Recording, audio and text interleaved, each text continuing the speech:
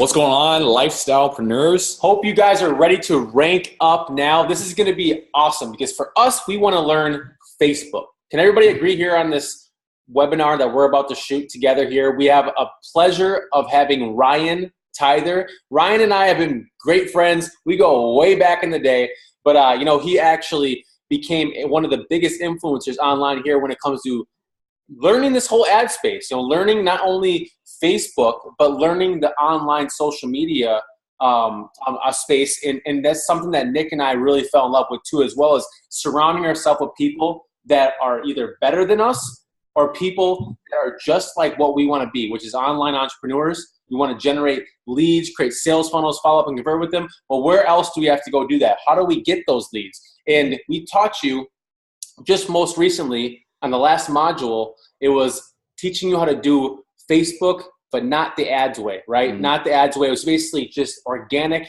growth.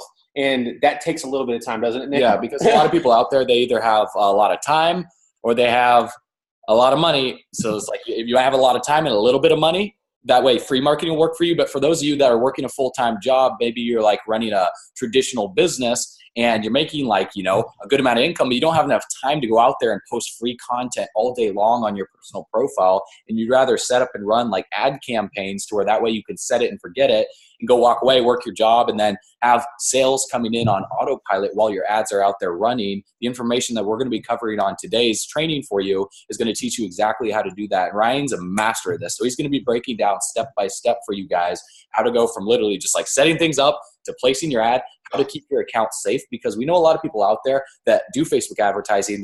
You maybe have tried it before and your ad account's been like shut down or something. So Facebook is constantly updating their policies and their rules and regulations that will dictate whether like your posts are good, your ads are great, or if they're just going to get flagged for any reason. So it's just like Ryan will be covering all this stuff. So we're fired up for you guys. Make sure to grab a notebook, grab a pen. That's what I'm doing right now. That's what we're doing as well, because we're here to learn. We're students just like you guys are, always learning, always growing, always ranking up now. So with that being said, Ryan, if you just want to kind of like share just a quick background with the man before we dive into like the goods of all this stuff on like how you really got started in all this and why you kind of like zoned in and like became a pro at doing like Facebook ads. Yeah, for sure. So what's going on, guys? My name's Ryan Tyther. Currently live in Jacksonville, Florida from New Jersey. So I got involved with all this stuff back when, 5 years ago, 2012. I started with Vima, got into Wake Up Now, do World Ventures. I did a lot of things. I jumped from company to company. But doing all that stuff has allowed me to expand my network, see what trends are throughout how we're about to, in this entrepreneur world, like how to actually expand and make more money. So over these years, as I was increasing my networks and putting a name out there for myself and doing social media, I've been able to meet up and connect with a lot of cool individuals, people that have a different mindset when it comes to making money online, when there's a psychology behind everything that they do. And I had the great fortune of being able to move out here and kind of learn the aspects of actually really doing internet marketing and taking my business through network marketing, affiliate marketing, whatever you're doing, to the next level and not having to leave my house. So it's like, it was a crazy thing. So I got started with Facebook ads, specifically Facebook ads. Last year, I started with a little bit of online Shopify, did e-commerce, drop shipping. I didn't fully understand what I was doing, but it got me in that focus zone where I saw the potential. If I was able to make money from my laptop without leaving my room or getting changed, I was like, yeah, there's some potential in this. How do I utilize this to build myself a business? Making money in your underwear. That's it. That's how real, true entrepreneurs, underwear entrepreneurs. So I got into CPA, started doing the whole marketing. I started making a lot of money. I was a garbage man. I had 3 jobs, garbage man, and I worked 2 ballet spots. So I was always working. I did about 70 hours a week, and I was still doing this on the side. So I was like making like an extra $2,000 on top of what I was working on my 3 jobs. So I was pulling in money, started to make like a hustle of it. But eventually I quit my jobs, took this on full time, and I had the opportunity to go out here. And that's when I really started expanding my knowledge on Facebook ads. I connected with a lot of internet marketers, a lot of things I didn't know at first, and it has actually skyrocketed my potential, my psychology behind it all, and that leads us to this point. And I'm actually here to share with you guys how to do this for your business, because let me just be the first one to tell you, if you guys master the online game, we are in 2017, where we're going, how Facebook is updating, you are seeing the technology advances out every single day. Like there's something new coming out every single time. So wouldn't you want to capture on a trend before it really actually takes off? And you hear that all the time in network marketing. We're right before the trend, right before it's about to pop, hit that next level. Well, this isn't network marketing that says it's online sales. And if you capture that trend before it really takes off, especially with Facebook ads, you guys are going to have a skill set that people will pay you thousands of dollars to learn. Like, are you guys hearing that? Are you guys hearing that? You hear what he just said? You write that down. Let me write that down quick. This is the technology of the future. There's a reason why Facebook ads are starting to pop. People are taking advantage of it. Online internet marketers are the really potential ones that are taking over the Facebook marketing game. I promise you, when the big ass corporations, Coca-Cola, Pepsi, Nike, and they really start hounding, I promise you, Facebook ads are going to be more expensive than ever. It's going to be very solidified. You're going to have requirements to even be able to do it. So where we are right now, in that essence of how to do it, it's very open. It's like the gold rush. Yeah. I love it. Any single Before person. everyone came west. Yeah. So we're in a really prime time of learning Facebook ads because it's only going to advance. It's only going to keep evolving. And if you're there with the trend now, you're going to see massive amounts of success in whatever you touch, anything you touch. So we're here to get started. You guys ready to learn some shit? Let's go. Let's do it. Ready to potential. Ready to dive right in. Ready to go balls deep. Let's balls deep. That's what We're going all in. It's cool because you know what, we do this. Obviously, we've been doing Facebook ads for a long time. It's where we've made a majority of our money was through Facebook ads, and it's cool because a lot of people here at Rank Up Now, they just love the idea that it's not about us. It's not the us show. It's really about who else out there is crushing it and who else out there can really add value into the community. And like Ryan, again, it's an honor for you to be on here and sharing this value. It means a lot to us and it means a lot to our community. So we thank you. Yeah, I appreciate it. Thanks for having me here, man. It's a pleasure to be able to serve a lot of people to help them out. So I'm excited. So guys, we're about to dive in. So be ready, take your notes out, get your pens ready because I'm about to drop some nuggets. Some fucking nuggets. About to get real. So, ready? So first thing we're about to do, and most of you probably already know this, but maybe most of you don't. It all depends on your knowledge of how we do social media.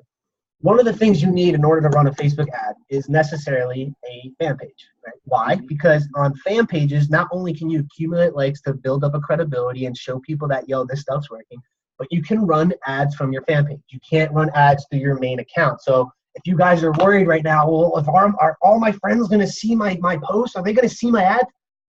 No, they're not. They're not going to see your ads. It's not going to pop up on your main feed. They don't even have to know that you're running the fan page. So if you guys don't want your name on it, don't worry about it. You don't have to put your name on it. No one's ever going to know. All they're going to see is a page that's going through their timeline if they're being targeted the right way. And they're going to be like, what is this? And they're going to start seeing the likes, the comments, all that stuff. So I'm here to show you guys the basics of how to actually set up the page, what you need, where to go, so that we can explode your network. So first thing you need to do, I'm getting messages, sorry. So what you're going to need to do is go to your main Facebook right here, right? And you're going to click on the little drop-down arrow. Pretty simple, nothing crazy. Just pops. Wait for it to load and go and pop and pop and load and load and load and load.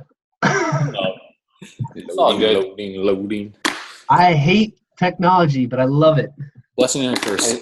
That's the same way with us over here. Let me refresh the page. Hold on. I mean, imagine back then, like how long it would take them to get a message to someone. Like even if it takes like 30 seconds to load something to send a message, it's like imagine back then when you had to like write up something on a letter and put it on someone on a horse and they had to travel across the land. You send it like a text message. It takes 3 months to get to someone. Do you know that if a president died in a different country or like they wouldn't hear about it, they wouldn't know about it for 15 years. Another country would know for 15 years. That's how crazy it is. Like we know something more and faster and quicker than anybody now because it's just like it's when it happens. Technology, it's the fastest thing alive, man. That's why I love it. But I think we got it. I think perfect. Pretty much what we're gonna do. You're gonna click on this drop down arrow, guys, and you're gonna be able to come down. You're gonna see all these tabs: create page, manage page, create groups, all that stuff. What we're gonna do is we're gonna create a page. Right? This is gonna be a fan page. You're going to see at least 3 tabs. You don't really need, depending on what you're promoting, I mean, it honestly doesn't really matter. A fan page is a fan page. You can either do a brand or a product if you guys are trying to sell specific products. So if you're doing like on Shopify, maybe your network marketing company has a product that you know is their top seller and you're just trying to sell that product for customers, you can do this. But one thing that I normally like to do, I like to do entrepreneur because like, or artist or public figure, because it's a brand, it's a social, you can market different things. So I come here, you would choose a category. I either do blogger, because we all know what bloggers are, or we do entrepreneur. It doesn't really matter.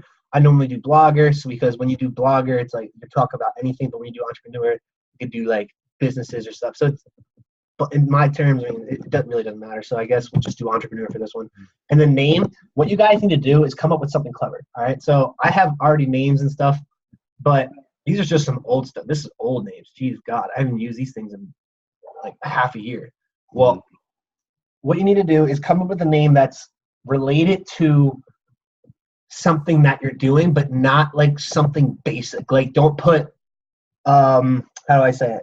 Earn $10,000 today, or don't talk about like cash or money. Don't talk about freedom, opportunities, all that shit. Why? Because Facebook hates network marketing. Facebook hates sales in a sense where it's, in their terms, pyramid schemes, because they don't like that. It's misleading information. They see you. It's not necessarily that the company is wrong. It's just that the way that people market it, they don't know how to use the right words. So in essence, some people do get scammed because the words and the way they put it out is misleading to the actual content. Yeah, absolutely. So when we taught you guys about personal branding and team branding, don't use your company's name because like we say, companies come and go, but your brand is eternal. That's why we created Rank Up Now. So through your own branded name that you created, you could just use something like that. Like we would play if we were creating a new page, it'd be just Rank Up Now for ours.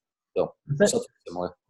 I think some of the pages that I did, so like one of the old ones I did was like I was targeting women that were dealing with business. I was targeting business women. So like the one page I made was Queens on the Rise, right? So you know your target market and you create a name for the page based on who you're marketing to. Yep. So you want the name to target specifically who you want to target. So Queens on the Rise, a man's not going to be interested in that. So it's like, obviously I'm targeting women. So I was like, Queens on the Rise. Queens, they see themselves as royalty. They see themselves as higher than everybody else, not to brag or be arrogant, but they know they deserve more. And they're on the rise. That means they're working, they're grinding, they're doing a thing. And that page got over 8,000 likes naturally. So I was just like, oh, snap, this is pretty dope. Another one I had was, what was the one I had? Let me see if I even have it on here. No, I wouldn't say Alpha Automation. I have a bunch of pages. There's too many. Let me see if I can actually come here. We'll go to the business manager. Just to give you guys some examples of what I used to do. Then we'll pop down right here, pages. So there's Queens on the Rise. This is an old one, online digital automation. Like these are fit lifestyle, the laptop lifestyle. Like that was like stuff that I came up with months and months ago. But necklace lovers, like so. Yeah. But it's like some of these were Shopify stores. Some of these were just like trying to promote. Like this one, for example, I used for Online Sales Pro, and I was working. Yeah, it was making money. I mean, that's freaking. That's not even my picture. That's straight Vincent's picture. So just come up with something named that's attracting the target audience that you want naturally by them clicking. If you're targeting men, say something masculine. If you're targeting women, say something feminine. If you're targeting overall audience, say something that both genders can relate to. That has to do with them probably looking to make some money. Maybe you're trying to promote the product and you really want them to understand the health aspect. So if it's a health product, think of some health words. If it's a like an internet marketing tool, think of some online words. So like things that people can relate when they see it. They know, okay, that has to do with online. I'm not sure exactly what they're promoting, but I know it has to do with something online. Get them to think about it. Don't let them know right off the bat, oh, this is what it is. You can do like digital dads if like you're marketing to like stay-at-home dads or something. Yeah, you're right. You're right. Definitely. If people know exactly what you're promoting before they even click on your page, they tend to not click on it. People don't care about what they know. Like they don't care about that. It's like it's a subconscious thing that they think about. So you need to come up with a name that's going to make them think, okay, I have to do this, but not completely sure what it means. Let's see what this guy's promoting. And that's when they look engaged and they start want to click on it. So come up with something creative. So when you create this fan page, You're going to click get started. So let's see if I can just go to a fan page for you guys real quick, and I'll show you guys like old stuff I used to do. So I'll just go to my page, and we'll just use this as an example. This stuff is awesome. I'm getting jacked. We're going to learn a whole bunch of stuff, you guys. Get ready. Like, this is not the only beginning. the how-to, but the psychology behind all this as well. Yeah, that's like my main thing with all this. I could go right through all this with you guys right now. Just tell you, do this, do that, click here, click that. But if you don't know why, you'll never truly exactly know what to do. Mm-hmm. And that's me. I'm the guy that likes to ask questions. If I don't know why you click that button, I'm never going to do it. Like, I'm never going to be able to go, okay, that makes sense. Because then you're just going to never want to do it. As soon as you get stuck, you quit. That's just the mentality of humans. Like, they don't know what they're doing, and they don't have questions that they can even know how to ask. They quit. That's just how they work. So, oh, look at that. 9,000 likes now. I'm doing a little test. I got a, this was in the last 3 days. I've gained about 7,000 likes. So this There we go. Yeah, so I'm testing some new stuff. This is the page. So what you guys are going to do on this page, you can fill it out. You can put in your name. You don't have to put your name. So obviously, if you're doing a business or you're doing a product, you don't need to put your name. This is a personal page of mine. So your name will be here. You can put, as you guys do like the timeline or the photo in the back, do it in something that's related to what you're promoting. So like just to say you were doing like a business for, you wanted to attract people that like money, okay? So this is just a basic understanding. What I would do is go on Google, right? And you type in things that have to do with money, luxury, wealth, and what you're trying to do is find a legitimate picture that doesn't look fake, especially a profile picture, right? Because one thing people can tell is when a picture is photoshopped, if it's a model, and people instantly see that and they think fake, scam, bullshit. Like, that's how I think. So if you can get like a picture of someone like this holding their phone up, taking a selfie next to a Lambo, it makes it look more real. Mm-hmm. If you can get a girl that it looks like it was taken from a phone, like, it makes it look more real. So people like real. That's why I preach being real. So let's just say we did wealth, luxury, money. Not necessarily all the good stuff, but like, this is how I do it. You go through it, you find things. You can find a car, like cars like this. You can find pictures that just look even. I'm trying to find like a good, dope picture. Like, see how this one is? I'm not using this as an example, but see how it looks like somebody just stood right next to it, took a picture with their phone? Mm-hmm. Like, that's the type of quality you want for like your profile picture. Real aspect. And same thing with like travel too. Some people are in travel industry selling travel. If you're selling travel, that's going to be easy. You know, you do a great photo of a great background with palm trees. It's like a luxury resort or something like that. Something that people want. So yeah, since the page is like branded and marketed to like exactly what people want, the direct lifestyle, it doesn't have to be a personally branded page behind your name. So a lot of people out there are worried. Like, we know like a lot of the audience, they're worried about like, well, shoot, I don't like want to build it around my face. I want to build it around an idea of something, whether it be like travel, whether it be like fitness or something of that nature. Yep. And the thing is too, once people see the pictures, and it automatically pre-frames them. And if you guys don't know what the word pre-frame means, is when they're pre-framed, that means you're setting them up to start thinking a certain way before they even see what they're about to click on. So that when they get on there, right immediately from seeing the very first picture or first line of the title with it, they know psychologically what to expect. It has to do with money. There probably is something that makes us money. Maybe there's something that they're selling. And it's like, it's enough to make them want to even go in to click it. They're curious. People are that's just how people are. You're probably looking at this right now. How many times do you go through your Facebook feed and you see an ad and you're just like, that looks pretty cool. And you click on it just to see what it is. Like, that's the curiosity that you do when you put pictures like this up. So, blah, blah, blah, blah, blah, blah. I'm trying to find a real picture. So, this is the process. I'm not going to lie, guys. This is not necessarily easy. This does take time because that's just how it is. Yeah, Nothing fun about doing Facebook ads in the beginning until they're up and running and you're starting to make it. And it's right? And that's awesome.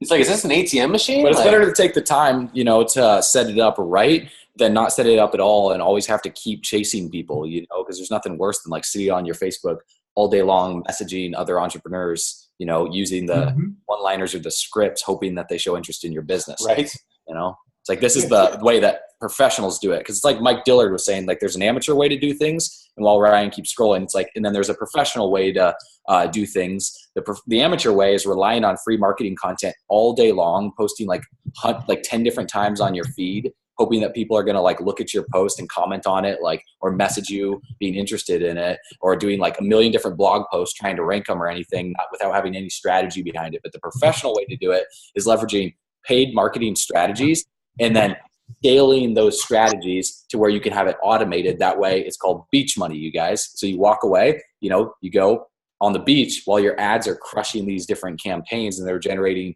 hundreds of leads for you per day into your business. That way you don't have to worry about like the one individual person saying it's too good to be true or it's not going to work, and then having to worry about who else to reach out to or talk to, because you have thousands of people interested. Exactly. So I think I found a picture that we could use. Maybe a little bit off topic, but in this sense, imagine that you guys are car salesmen, right? Let's just say one of you is a car salesman and you're trying to build your brand and how you do business. A good picture to grab people's attention is you standing in front of a customer that you just sold a car to, and people are like, this guy is real. He actually is a salesman. Okay, this makes sense. Because when they see this, they automatically assume car sales. And if they're interested in car sales and you know how to target the right people, they'll click on it because it's a real picture. Someone took this with their phone. They probably posted it on Facebook. Just got my new Ford today. Like, I'm excited. And then you just post that. And people love testimonies. That's how people are. So what I would do, for instance, you click on the picture. You save the picture save it to your desktop as it pops up. 3, 2, 1. I don't think it popped it up. There it is. Okay. Desktop. Car sales. See, I used to do this, by the way. I used to work for a premium car dealership. So this is exactly what you're telling me is exactly what I did. So what you're saying, Ryan, this not only works for like network marketers, but this can work for just like traditional people in sales. 1,000%. I mean, this is why a lot of people do Facebook ads in the beginning. Facebook ads for network marketing and affiliate marketing isn't necessarily the main reason why people do Facebook ads. Like, we just found a system on how to actually be able to promote it without having to go door to door or hit up all your close friends, because that's like the hardest thing to do. So this is just a new concept of actually going out and finding people that give a fuck about their business and that they can actually want to join it, so that you don't have to waste your time talking to people that don't give a shit. So like this one, if you actually want to do it, the Facebook ads was meant for agencies, was meant for branding real people, real advertising. So like car sales is perfect for it. Mm-hmm. It's like you are a salesman, like you're selling something. And I told you guys earlier, Facebook loves when you sell something. It's a part of their policy. So like here, car sales. So you save this picture, and let's just say I was going to actually make this, right? So entrepreneur. I'm actually going to make a new page for you guys. I'm just going to go through the whole system and I'm not going to use it. Let's just say Car Kyle. Yeah, Car Kyle can be the branded name for that. I was going to say the same thing. So you get started. You can skip all this stuff. You don't really have to worry about all the finer details. And the reason why you don't need to go completely detailed, like your page does not have to look high tech. I'm just saying, it doesn't need to look pretty. You just need to have a couple good pictures and like some good content. That's it. Just like a regular page. You want to brand yourself online? Put out motivational stuff. Put out value. Same shit. Just put out value and motivational stuff for the industry that you're promoting, so that people see it's real. So I go to the picture, and because it was already there and it's small enough, the Facebook profile picture, it doesn't really need to be that big. It's because you have to cut it down anyway. So let's just say, where you at? There you are. Pops up, and then it's going to say, do you want to frame it? Look, it fits perfectly. Doesn't even have to touch anything. Perfect size. And then your picture was successfully uploaded. Perfect. Yeah, you guys, so just apply the same principles that we talked about on your personal page too, like as far as like your profile image, your banner image on a fan page as well, pertaining specifically to what it is that you'd want to create. So it's pretty much the exact same thing, except the fan page just allows you to have the ability to run ads from it. So this is why you need this in the first place. And then something that you would put on here for your page, the back end could be the picture of your dealership. Mm-hmm. Maybe you sitting next to a bunch of clients with cars in the background. You know, getting people to see what you exactly say. I'm not going to sit here and just try to get the picture for you guys, but just know that look for something that for sure. That's awesome. Yep. That's exactly what it should be. I totally agree. Something that like gets them intrigued to like want to know more about what you do. Yep. And the pictures say, you all know the saying, a picture speaks 1,000 words. So if someone looks at your pictures and they can see, okay, this guy's a car salesman, he works at this dealership. Okay, that's cool. What does he have? Immediately, it just goes through. It just flows to the mind. I mean, obviously, we're explaining the psychology of what people are doing, but this is all going through their head in a second. In a second, like they see the profile picture and then the timeline and the background photo, and immediately they judge. Immediately, good or bad. So if it's good, they'll keep scrolling through the page. If it's bad, they back out. So you just got to make sure it's real shit. All right, so you made the page, you got it going. So what you're gonna do is, you don't want people to see that you just made the page. So I normally hide the timeline. Dude, people are going to be messaging me, and it's not cool. Okay, so you hide the timeline. After you put in the photo, you guys don't need to really worry about likes right now. So don't look at your page like, oh my God, it's brand new. No one's going to click on my stuff.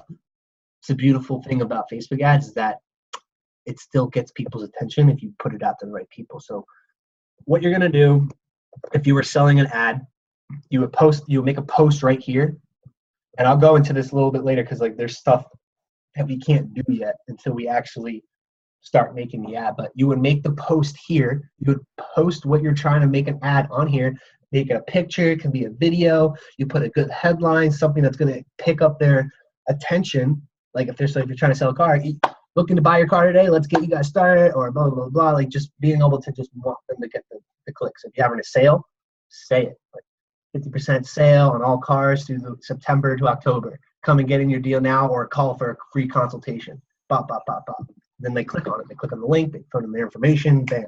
So when you guys post that post in here, it'll pop up in your ad account for you to make an ad. And I'll show you that later.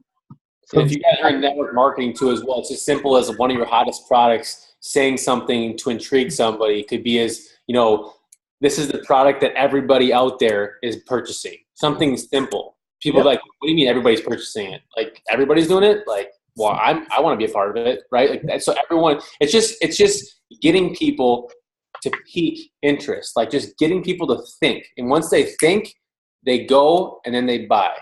So.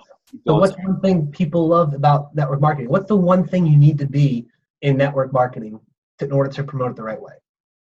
You need to be a product of the product. So you got to show testimonials. You got to show yourself using it. So if those of you are in a company where you can actually physically hold the product and use it, make a video of yourself using it, enjoying it, having a good time. And don't be a salesman. Because I don't know about you, but when I go out to a mall or I go to a store and I just want to look around and a guy comes up to me and he tries to sell me something, immediately I'm just like, go away. I don't want to be sold anything because I'm looking around, right? That's the same thing. You just got to just show people you using the product, having a good time with it. Because if they see you having a good time, human instinct picks up. They're like, am I missing out on something? This looks cool. Because if you try to tell them how great it is, this stuff is amazing, blah, blah, blah, blah, blah, instantly you're throwing shit at them that they don't even know what it is yet. You got to pique their interest with the product. You got to pique their interest with the results you're having with it so they even want to even take a look at it. Yep. Then you hit them with the knowledge of, yo, this is how we get paid. This is the business. This is how you actually get paid to promote this product. Really? No way. That's crazy. So do a video of you using the product. Maybe you got some testimonials. Throw some pictures up there. And yeah, we'll make those some ads and then have people click on it. And I promise you, people will click on it. Yeah, generally what I've seen is the posts that get a lot of engagement on your personal profile are generally going to get a lot of engagement as an ad because it's showing up on other people's personal profiles as well. So it's like you can judge like what will convert well as an ad based on the engagement that you see of like modeling after like what we do too. And I'm not sure if you do this, Ryan, as well, but to know like what would be a good ad is we scroll. Like I don't look at the free content that people post. Like I scroll past that and I scroll to find the ads that get a lot of engagement. That's what I look for. Like I scroll past the bullshit and I look for the good shit. So I'm looking Yes, for the sir. most people, they do the opposite. They scroll past the ads and they what's look for the Sammy free doing? stuff. Yeah. Like, what are all these other people What's doing? Jeff doing? And those people right there aren't making any money in their business. So it's like, as you guys scroll through your feed, it's just a little psychological shift, a little paradigm shift to where when you're scrolling through your stuff, like every fifth post is an ad on the Facebook feed. You guys can find and see what types of ads are already converting well, and you can kind of model after those. Don't copy and paste, because then that's like plagiarism of their stuff. But like model after it the same principles of why it's converting well for them. Mm-hmm. Yep. And it's actually a cool thing. So here's the thing about what I like about the fan page aspect, because technically you don't really need a fan page to post an ad. Okay, I'm just gonna be completely real. You don't need a fan page to post an ad. But this is the reason why we do an ad and why we do a fan page, because when you post on the fan page and you make that post an ad, when it's going through people's timelines, it looks like a real post. It doesn't look like an ad. Because you know what ads look like. They fucking have the little the little rectangle, they have the learn more button here, and it looks like an ad. Like, that's an ad. But if you put a post on there and people notice that it's going viral, you constantly see it on your page, you're like, okay, what is this thing? Why is this post going viral? People like real. Posts are real. Ads are ads. They're real, but posts are more real than ads because it's more engaging. People actually want to click on it. That's how I made all my money with CPAs, because it was all posts. It wasn't ads, it was posts. So that's a good, psychological point as to why you use a fan page. So I'm just letting you guys know that. But so you have the page, it's up, make the post. Now what we're going to do is, after you guys create your fan page, you're going to have to go out and create a business manager. Okay, all of you have a business manager. I'm actually going to log out of mine so that I can kind of show you guys from scratch what you need to do. Actually, I'm going to do this. Ready? I'm going to log out so I can show you guys exactly the steps to do. Oh, I don't know how to get to my business manager. How do I do this? Blah, blah, blah, blah. I mean, you can go right from, if you're Facebook, what I like to do is go to Google and then type in Facebook Business Manager. So if you guys go to this URL, business.facebook.com, it will bring you to this page. And if you don't have an account, what you got to do is create it. So if you've never seen this page before in your life, click create account. All right. Now, I mean, obviously I'm there, I'm logged in and stuff. So it has to do with your Facebook. It wouldn't look like this. This is a pain. This is the problem. It's going to ask me to sign into Facebook, which I don't need to sign into Facebook. So I'm going to do business.facebook.com. You guys are just going to create the account, and then what's going to pop up is another little page that pops up on the screen. It's going to say, put in the name of the account that you want to name it. You just put your name. So Ryan's account. Then you click next. Then you put in your name and then your business email, the one that you use to sign into Facebook. Then you put that email and you click create. It's a simple two-step product. So you name your account, Ryan's account, put your full name on the next page and your email for your Facebook, click create, and then it logs you in. So on this aspect, I'll log in. I have my email, I have my password in, and as soon as you log in, bam, you're going to pop up right here on your business manager. All your stuff is going to be blank. All your stuff is going to be blank, okay? So you guys see the Ryan Tyther, add account 1, you see all my fan pages. You won't have any of this. It's going to be completely empty. So if it doesn't look like this, don't freak out. That's normal. You're going to see 3 different buttons. Now, here's the thing. Facebook does update their managers all the time. So that's just a fair warning. I don't know, depending on when you guys see this video, it could be today, it could be tomorrow, it could be a year from now. I don't know. Facebook updates their platforms all the time. So just be ready for change, and understand that what we're going through right now, it's still the same ways of doing it. Maybe the buttons change just a tiny bit. It's nothing crazy. It's very easy to figure out. So once you guys come in here and you make your business manager, the first thing you're going to do is create an ad account. Now, how do we do that? You go to the business manager. You're going to go down to all tools and go all the way to the right and see business settings. You're going to click on business settings. It's going to bring you to another page where you're going to be able to put your payments in, your ad accounts. You can see what pages you're admins of, and you can share it. This is how you share your pixels. It's a bunch of stuff. This is like the main page for the business manager. So you're going to go to add account on the left, and you're going to see up in the top. I mean, mine is already here. So like what you guys are going to see like in the dead center of this is going to say, it's going to be a button, create new ad account. You're going to click that button. So mine, because I already have one created, it's up at the top. So add new ad account, and you guys are going to click create new one. Okay? And you're going to fill in your name, so the ad account name, whatever you want it to be. Again, this is for your use. It doesn't have to be a specific way, name, number. It doesn't matter. doesn't matter. You can name it blah, blah, blah, and then click create account. Once you guys create the account, it'll pop up here. You make yourself an admin, and bam, now you guys have an ad account. You're able to start promoting ads. So that's a really cool aspect. It's really, really simple. All right, next thing you're going to want to do is add your payments. You can click on payments. You're going to click on add new payment. So once you guys click on the add new payment, you just fill in your card. You can do PayPal, you can do online banking, you can do credit card, you can do debit card. There's really a bunch of options. So if you guys have all cards, pretty sure almost all of you do. Just enter in your information. It saves it to the account so that when you guys start running ads, it knows where to charge it. Now, just a fair warning, every account that you guys have has a billing threshold. So as soon as you guys start, you're gonna notice, and I'll just show you guys real quick on this side. Hopefully it shows it. I think it should still show it.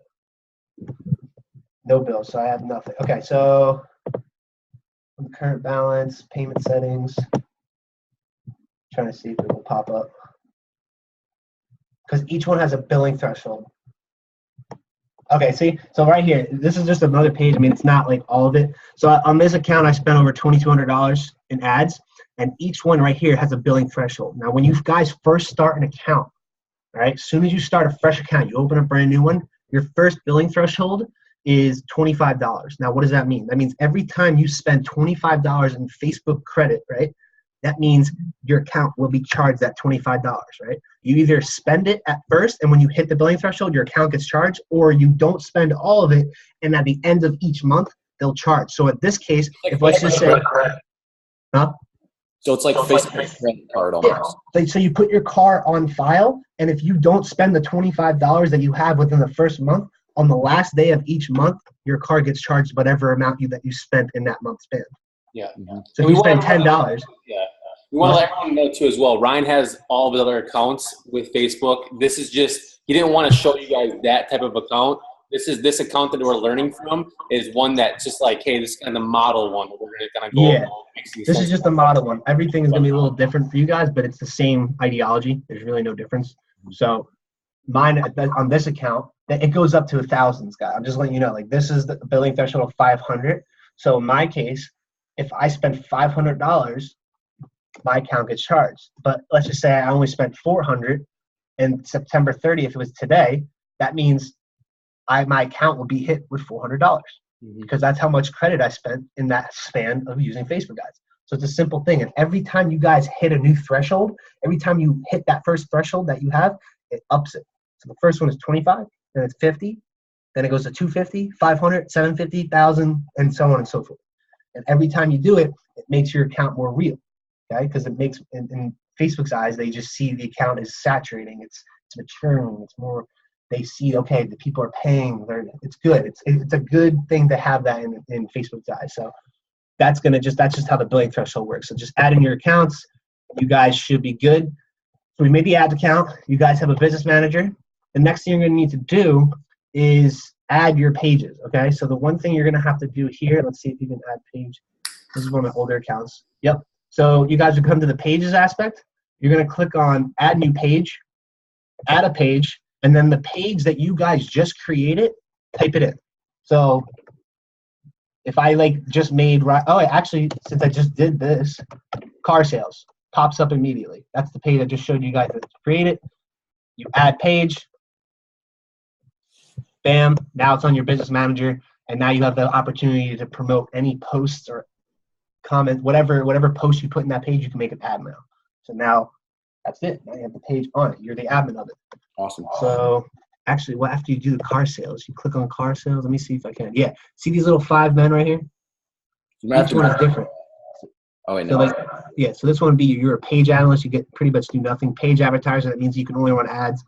Page moderator, you can do ads and kind of just see what's going on throughout the page. Page editor, you can make small edits but not complete changes. And then the page admin, you can do everything, anything, pure shit. So make yourself the admin of it so you can do everything. You don't have to really worry about it. You're good. Okay. So we got the business manager, we got the ad account, and then you wanted to go over pixels, right? Yeah, definitely. Because a lot of people, they don't understand what pixels are and the importance of them. They just want to go out there like place ads. But if you're placing ads without having a pixel installed on your funnel, then you can't track anything. And if you can't track anything, then you don't know your numbers. And knowing your numbers is the most important part of not only creating campaigns, but scaling your campaigns. So if you want to cover that, man, like that'll be huge. So real quick, guys, what a pixel is, for those of you that have never done Facebook ads, everything that Facebook does, everything you do on your ads, everything that you run, Facebook keeps track of, and it keeps track of it through a pixel. Now, first, what you're going to do is you're going to go to the pixel page right here. Your page is going to be a little different. So mine says create Facebook pixel.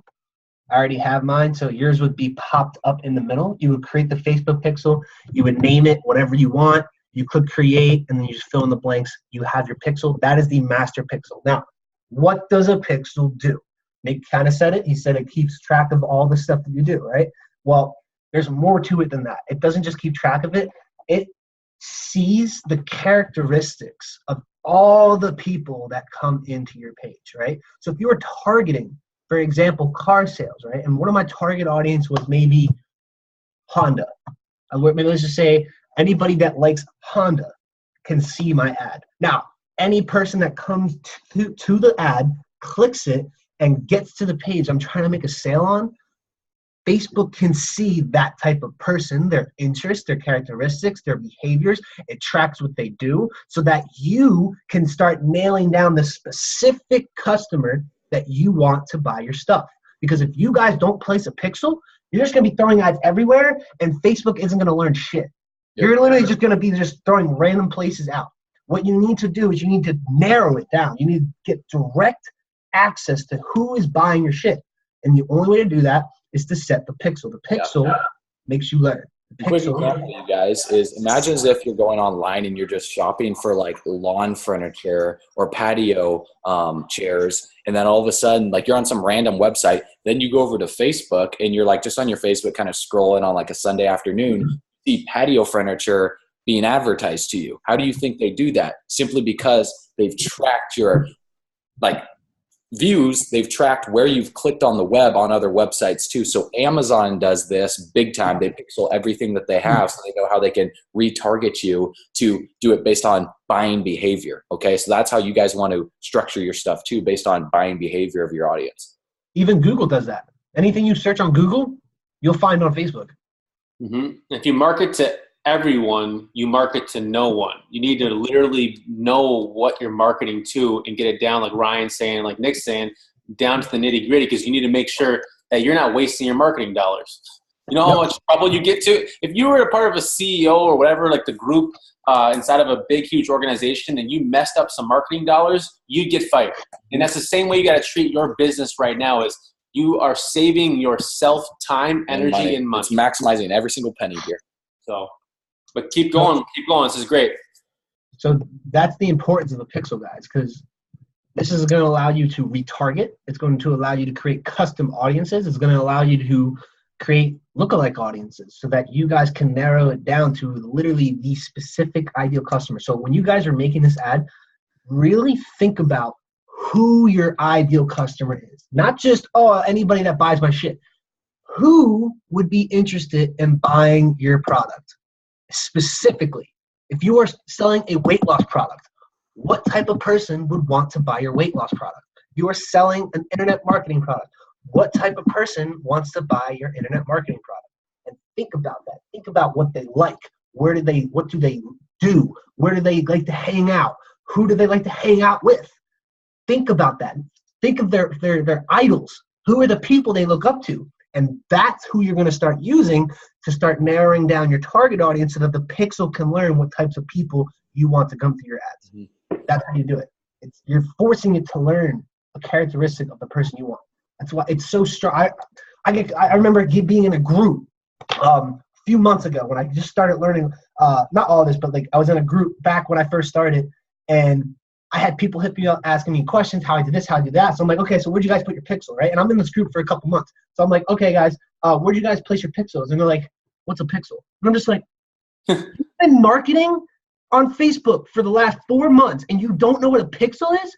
They're like, yeah, I haven't been making any sales. What is a pixel? I'm like, That's the fucking reason why you haven't been making any money, bro. Like, you have no tracker. I spent like $5,000 on Facebook before I even learned what a pixel was. So I did it the hard way too. It's like I could have saved that $5,000 and turned it into $50,000 if I would have paid attention to this part right here. Yeah. Know this stuff now so you save yourself money later. So you don't ruin your bank accounts or spend unnecessary dollars. So, hey, it's a lesson we learned. We all go through it. It happens.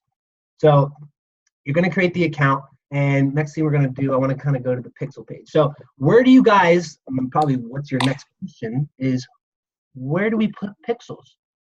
Great question. I know most of you are thinking that's a great question. So I'm going to tell you the great question. You got to place them on what are called funnels, websites. Now, if you guys have WordPress, you do Shopify, if you guys have ClickFunnels, Lead Pages, Online Sales Pro, whatever it is, each of these things has a tracking code, has a head tracking code, has places where you can put pixels so that anytime someone gets to that page, boom, the pixel fires off and it tells you, hey, someone got to this page. So you can keep track of all that stuff. And what you do is you go to you click on Facebook ads. I think we already did this. You click on pixels, and when you guys get the pixels, it brings you to this page. So set up pixels. So this one's a newer pixel. But here you're going to see that events received. That means in the last, 3 hours, I don't even know how because I haven't used this ad account in a while. I have had 98 pixel fires go off. So that means people are still seeing the stuff I promoted months ago, which is cool. So I had 3 hours ago, that's green. That means it's working. And that you see here, activity. September 25th, I had 8 pixel fires. September 27th, 8 events. That means 8 people got to different pages. So you can keep track of the numbers, page views, each one here. So page view is the very first pixel in the funnel that I placed. So that means that all the people got to the main page. The view content is probably the next page. So that means that, hey, if they got to this pixel and this one fired off, that means they got to the next page of the funnel. That means they're going through it. That means it's working. That means they're liking the information. Buying. That means you're buying the stuff. People are buying, and you can keep track. And this is what's going to allow you to figure out whether or not the funnel that you have is even working. So if you guys don't know whether or not that your funnel is working and you keep it going, you could be wasting money, right? The pixel's good, but if you make the wrong content and it doesn't attract the right customer that you want, no one's going to go through it. And it's not the pixel's fault, it's your fault. So you got to understand how to start really figuring out what a funnel is, what you need in it, and that's for later trainings. But like what I'm going to do right now is I'm going to show you guys where to place the pixel. So what you're going to do is I use ClickFunnels, guys. So I don't know about you. ClickFunnels is my go-to. Why? Because it's very sleek. It's very simple. They have great training, and everything that they do is very well organized. Yeah, so if you guys haven't been through the funnel training yet, then go back into that module and watch that training so you can set up your account with ClickFunnels. If you already have an account or if you're using something else and you're pretty savvy with it, that's awesome too, because you can incorporate the pixel into your page. But for the purpose of this video, and since we trained on ClickFunnels in the past videos, we just want to show you guys how to implement it into this to keep it congruent. The pixels. Yep, and the pixels, honestly, in my opinion, is the easiest thing to place on here, guys. It's really, really simple. So, but and going back on the ClickFunnels, there's many platforms that you use. I highly suggest ClickFunnels. So if you guys have like the link, go through there, get the link through them, and get your guys' account like ASAP, so that you guys can start understanding the basics of it. And then once you get good at funnels, guys, I know people that make millions of dollars just from doing funnels for other businesses. Yeah, so like if you want to start an agency, yeah, so you can literally start, agencies, you can do retargeting, like you can do client acquisition funnels and bring in more people to actually see what you're doing. They qualify themselves, and this is what's going to allow you to really generate that automated lifestyle, that online sales where you don't have to do shit but just watch the money come in. This is how that works. Facebook ads lead the funnels close your prospects, you make the money, you're done. Easy said, and it's really simple. So what we're going to do is we're going to go to our funnels, browse funnels, okay? Now I have a bunch on here, not all of them that I still use, but we'll just go through, let's just say the book funnel, right? So this is what funnel that I downloaded from Russell Brunson. Russell Brunson is the CEO of ClickFunnels, guy's a genius, very well connected. So what you're going to do was when you go onto that funnel, you click on the funnel, you're going to see all this stuff. Don't let it overwhelm you. This is just the basics of everything that we're doing. So what you're going to do is you're going to go to settings, right? And then what we're going to do over here, all right, so we're on the settings, and you guys see where it says head tracking code? this is where you're going to place your pixel, okay? So what we need to do is go back to your ad account. You guys, if you haven't set up your pixel yet, so I'll just go through here. I mean, this one is an older one, so I'll set it up real quick. But you guys are going to see this pop up, right? You're going to be like, what is this? Use integration, manually install the code yourself, email developers, whatever. So you're going to do manually install the code yourself. You're going to see all this. So see the entire pixel code?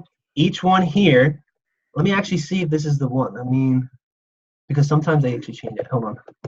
Just going to make sure. Use integration. Is this the right one? No. Okay, I was right. It's this one. Manually install the code. And right here is the main pixel code. Not this one. Locate the header for your code. This is the use advanced one. You're going to use the big one that keeps track of everything. So you're going to do copy it. You're just going to click literally just click it. You're going to go back to ClickFunnels. And you're going to click Control V or Control or right click paste. Boom. Now what this is saying and what this is now doing is that this main code on this main account is showing you that every time someone gets to each one of these pages on the funnel, the pixel is going to fire off. Now, if you guys see on here, let me see if I can show you. You guys can see it. See where it says script, page view, and then script right above it, or it just says page view? That page view is the pixel. Out of the entire thing, that is the type of pixel that is going to fire off, a page view pixel. And that's saying that all of them are on here. Now you're probably asking, well, how do I tell if someone got to each page? What's going to make the difference? I got the answer for you. So you leave this on there. You leave the first one alone. What you're going to do is, depending on how many pages you have in your funnel, you're going to want to set off different types of pixel events so that you can track to see who's getting on each individual page. So if I wanted to know that if someone went through the order form on the page, they entered in their information, they ordered their book, and now I want to sell them an OTO, which is a one-time offer. So it's a deal. It's a psychological deal that people can grab. They already wanted to buy the book. Okay, well, let's psychologically get them to buy one more thing. So you click on the page. You click on Edit Page right here, simple buttons. It's going to open up the entire funnel for you so you can see exactly what you're doing. And then when it loads up at the top of the browser, you're going to see here where it says Settings. Settings, Tracking Code. Now here's where it gets really cool. Once you get to this part, go back to your ad account, scroll down, click Continue, and then you're going to see event codes. You guys see all this stuff? Purchase lead, generate lead, complete registration, add payments. Now this is what I just showed you on the page view pixel. Each one of these is a different type of event pixel. So if you wanted to, let's just say, okay, so they're doing the one-time offer. Let's just say I wanted to do generate lead. Cool. It generated. I wanted to have people that got there, they generate the lead, whatever. You guys can do whatever you want. There's really no specific. You guys can just leave the basic code on there if you want and just track the website so that you know exactly which one to do. Or you can do view content. So I'll just do view content. I want to know how many people actually saw that page specifically. And it's already made for you. See that? Script, Facebook, FBQ, track, view content. Do the same thing. Click it. It's going to copy it. See, it said copy to clipboard. Go back to ClickFunnels. And you're simply going to paste it in. And that's it. And that's the key thing, is be able to understand the metrics, understand like how people are coming through your site. That most people are just doing one pixel, but you went a step further and said, hey, I want to have it on every single page. And that's when you can really dig deep and track your numbers. Yeah. So what do you recommend for people to use on most of their pages? The view content one, just so they can just track the views? Or yeah, so in this essence, I mean, it's a lot different when you're doing agencies per se, because when you're doing like agencies and you're trying to get people to run their businesses, you're actually creating in-depth funnels. So each pixel is going to be a little different. You may have specific coded ones. You may even have to do like the purchase code, because each one's going to be different. But in this case, because most of you that are watching this right now are network marketers, you just really want to do the view content, because what you're simply going to be doing, you're not really trying to generate sales through the funnel. You're just simply trying to get people to follow through so that they can get to the group page that we're going to show you guys how to do in a little bit. Because if you can get people to a group page, you can talk to them. You can create a culture. You can, like how you guys are right now with Breaking Now and your whole group page. All of you are in this page. There's 6,000 of you in this page right now. How did you get here? You probably clicked the link. You probably saw a funnel that said, hey, click this link here right now, join the group page and see the community. And it's a culture you guys created. You're doing the exact same thing. Mm-hmm. So You don't have to go into in-depth funnels. You don't have to try to sell them on the product. You're just trying to show them a culture. You're trying to show them that, hey, we have a page of people who like the product that you just clicked on that may actually be able to help you on how to use it. 100%. Boom. Nuggets. You didn't write that nugget down? Keep on, write that nugget down. That's it. So it's simply, you got the view content, and if you guys want to do this on every page, just simply go back through here, click on the ones you want. I mean, just stick with view content, or you can do like completed registration or generated a lead. I know most of you like the word lead because it's a network marketing term. Everyone loves leads. Internet marketing leads. We all want leads. So you can do generate lead. It's really up to you. Each one is going to fire off differently, and you can even track the website. So after you guys call prospects and sponsor all these things, right? Like it's just, did you get one? Did you show the deal? You know, that's show it to everybody, and then just narrow, sort through the deck of cards, find your aces. Yep. So that's how you guys set the pixel code. Now, when it comes time to start tracking it, I mean, there's different ways you can do it. One thing I want to show you guys that I don't know if it's going to be too in depth. Because this is all brand new stuff. But remember how I told you that when you place a pixel on certain pages, it's going to track that page, but it also tracks the websites, right? So if you guys want to be able to track which site people are getting to on the funnel, there's a way to do that. So all you got to do is you go to Facebook ads on the top, click or business ad, whatever you're on, go to all tools, and you're going to see a thing called custom conversions. Right? Now what this is going to allow us to do is going to allow us to copy the URL of the page that we want people to get to. We're going to paste it in that custom conversion, and we are going to literally be able to see how many people are getting to that specific site, right? So let's just say I was on this one, right? We're on the second page. This is the one-time offer within the funnel that I'm using. Instead of just taking this URL here, what you need to do is you need to make the page go live, right? You need to make it as if it's it's open, because right now we're in the editor. It's not live. So how do you get it to go live? You click preview. Once you click preview, it's going to open up a different tab. And now we are seeing this exact funnel in real time. This is real time. I can click play. I can watch it. Welcome to ClickFunnels. Oh, this is great. Cool, cool. Obviously, you put your video. Okay, done. And it has all the special offers. Yes, I want to buy, blah, blah, blah, blah. Let's just say I want people to get to the site. I'm going to grab this URL right here off of the live active site that we're looking at. Copy it. Go back to Ads Manager. You would create a new cut. So like this one is an old one. You would create the custom conversion. You paste the link. You name it. And you're done. And you guys see right here. See how it says like mobile cache lead pages? I was being able to track every single person that was getting to these pages. Every single person. And what that's going to do as you create these individual pixels. So it's not an actual pixel. It's not the big overall Facebook pixel that each one of you get on your ad account. These are custom conversion pixels so that you are able to track and have Facebook learn who is getting to this exact site.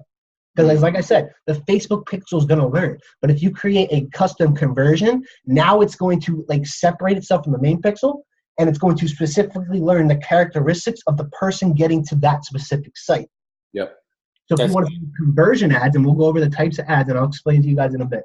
If you wanted to make conversion ads, now you can just start looking for people that have gotten to that page and just look for the types of conversions that they generate. So you don't have to sit here and just have random people come to your page.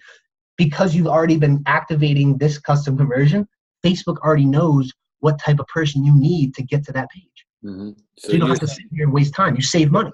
Yes, to simplify it for you guys watch it. And so essentially once you start creating your ads, you start driving people through your funnel, then you recreate other ads. You can target someone who has been to your sales page but hasn't bought. So you can say specific things through the ad. You say, hey, maybe you guys have seen some of our videos out there online. Maybe you've actually kind of thought about purchasing, but there's something holding you back from getting started. So I just want to introduce you to some people who have made a decision just like you thought about doing that, push themselves over the edge to get it done. And then testimonials come up like, hey, I bought this person's product because I wanted to do this.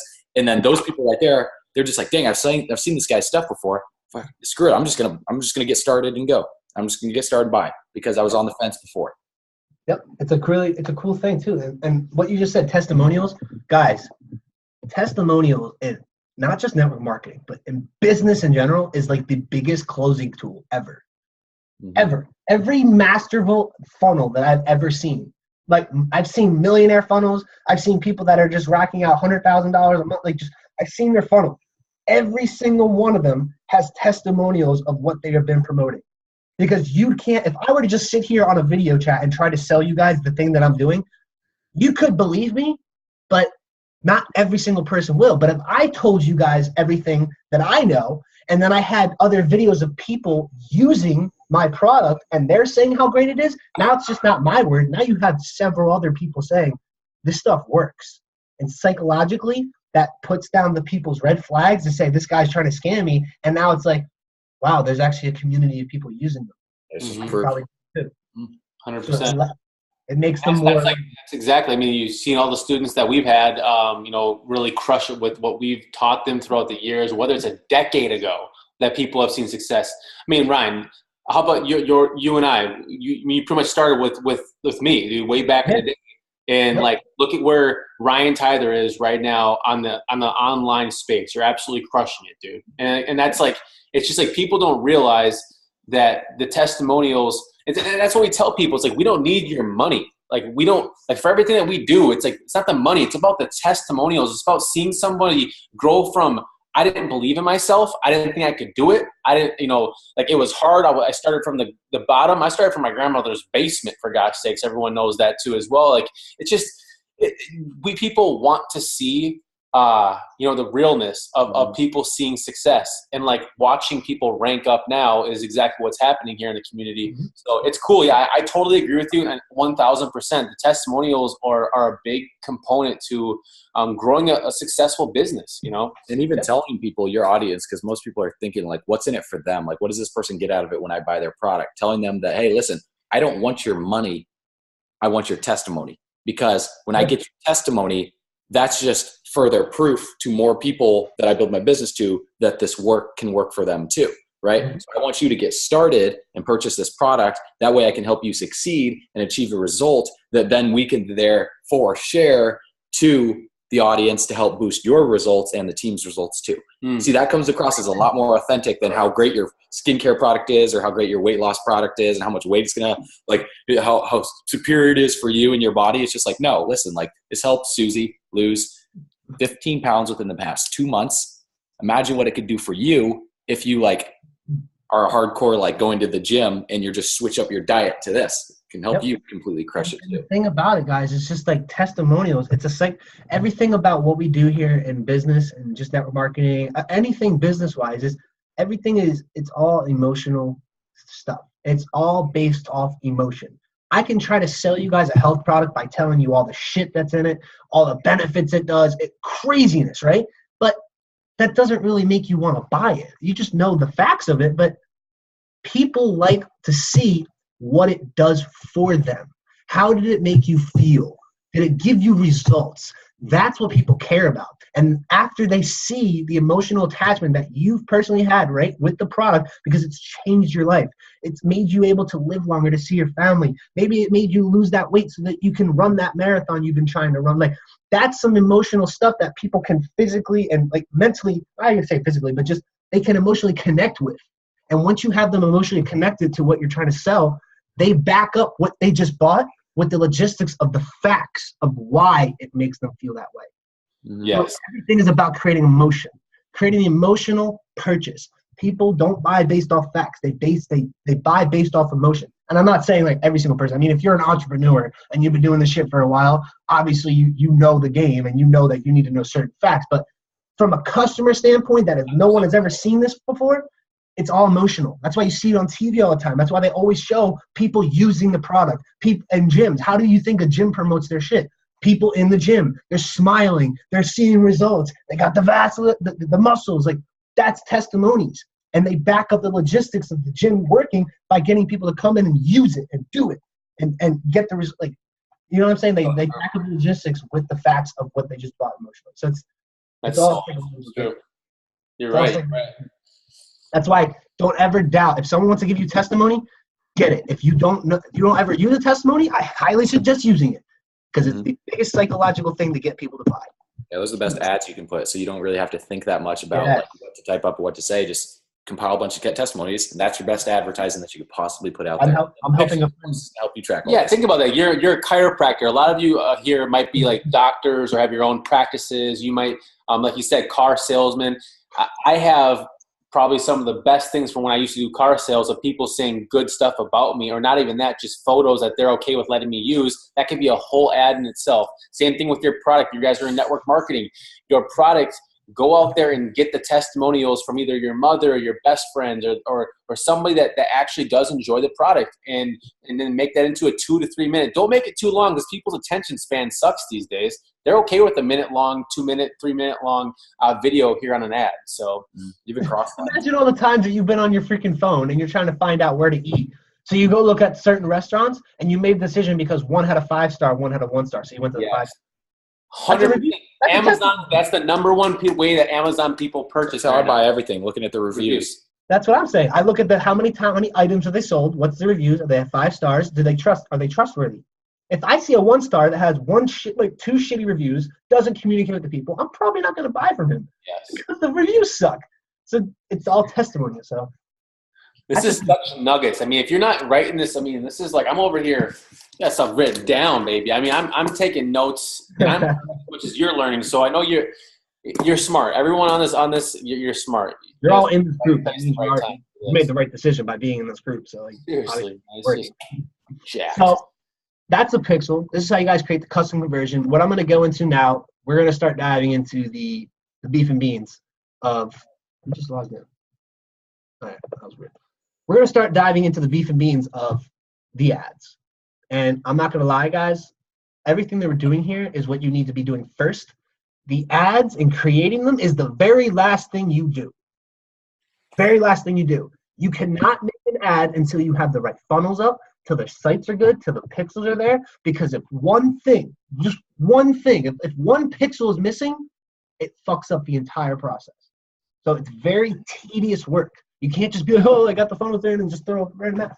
Because if one page isn't working, even if it's like the second page, the whole system is messed up. So you have to make sure each individual step is completed. And then once you know it all flowing, you've tested it, you've seen each page work, you've seen the pixels fire off, you know that people are able to get to your group page, then you make the ad. It's the very last thing you do. So how do we make an ad? Go to your ads manager. Boom. And don't get overwhelmed. I know the feeling right now. I know some of you guys are thinking like, oh gosh, like all this. Listen, it's super simple. That's what you should be thinking to yourself. This is super simple. It's really easy.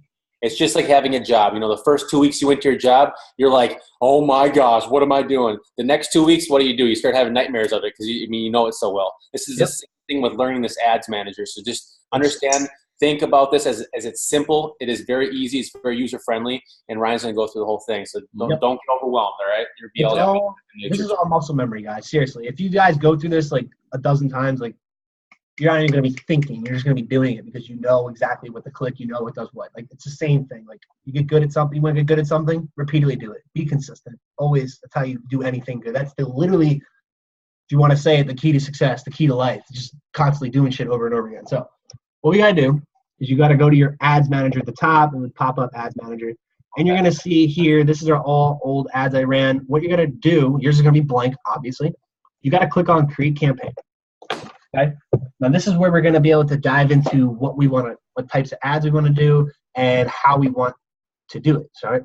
So there's all this right here, guys, are the types of ads that you can run. So we got awareness. You were trying to spread the word by just getting a lot of people to see your stuff. You can do brand awareness. You can do a reach. A reach is the amount of people there's.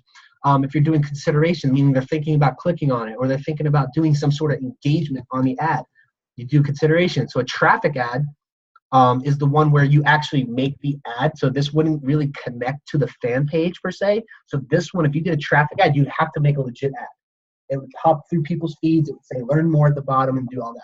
But this is a powerful one because it's a direct link going straight to what you were trying to sell. So a lot of Shopify owners I know use traffic ads. A lot of people that are seasoning their pixels use traffic ads. A lot of people that just want to see the types of people getting to their links use traffic ads. So it's a very powerful tool. You want to use engagement ads.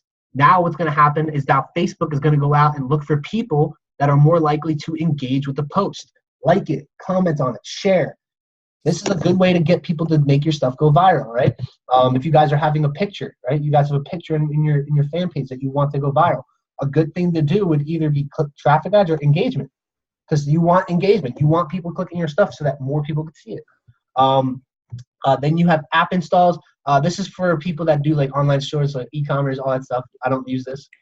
Video views. If you guys are running a video, this is a good way to bring up the entire amount of views. And this is actually what I use in the beginning. What this allows you to do psychologically, or let me actually give you guys an example. How many times have you just gone through your Facebook, right? You're just bored, and you're looking at videos, and you don't know which one to watch, but you see this one video that has a stupid title, and you notice that it has like 2 million views, and you literally click on it because it has 2 million views. That's the type of stuff that people do. This is why I use video views, because I'm like, all right, well, if my video has a shit ton of views, people are naturally just going to want it. Why is this video going viral? Like, they're just going to click on it naturally. And if it has to do with the type of thing they're already interested in, it's even more of a reason for them to click on it. Right? If you're targeting Honda as a car salesman and you have a video up, doing video views targeting people that like Honda are probably going to make them want to watch it because it's popping up in front of their face and it's a video. So you're only going to get charged, what, like a penny or less per view. Per view. That's a penny or less. You can get like half a penny worth to pay for an ad per person that watches your video. That's crazy. That's crazy. You guys want to do lead generation. Lead generation is the type of ad where, if you guys ever been on your phone and you're going through your phone, you're going through your feed and you see this one little app or this one little ad and then it says pull up to see the funnel, right? So this one actually is the most expensive type of ad, but it produces the most results because the funnel and the site that you want them to click is right there on the ad itself. So all they have to do is swipe up and they're immediately on the funnel that you want to do. Actually a company that did this was Rocket Grow. You know, Logan Shippey and them, they made their ads lead generation ads. So that when you swiped up, it brought you right to the website. That's a lead generation ad. So that's the one. It's a good one. It's a very powerful one. The only thing is that it costs more to do because you're bringing in hotter leads right from the start. Mm-hmm. Then you have conversion ads. So remember when we were talking about the custom conversions, guys, and how to get you want to see who's getting to specific sites? Well, that's where the conversion ads come into play. So when you guys make a custom conversion, you're seeing who's getting to each site.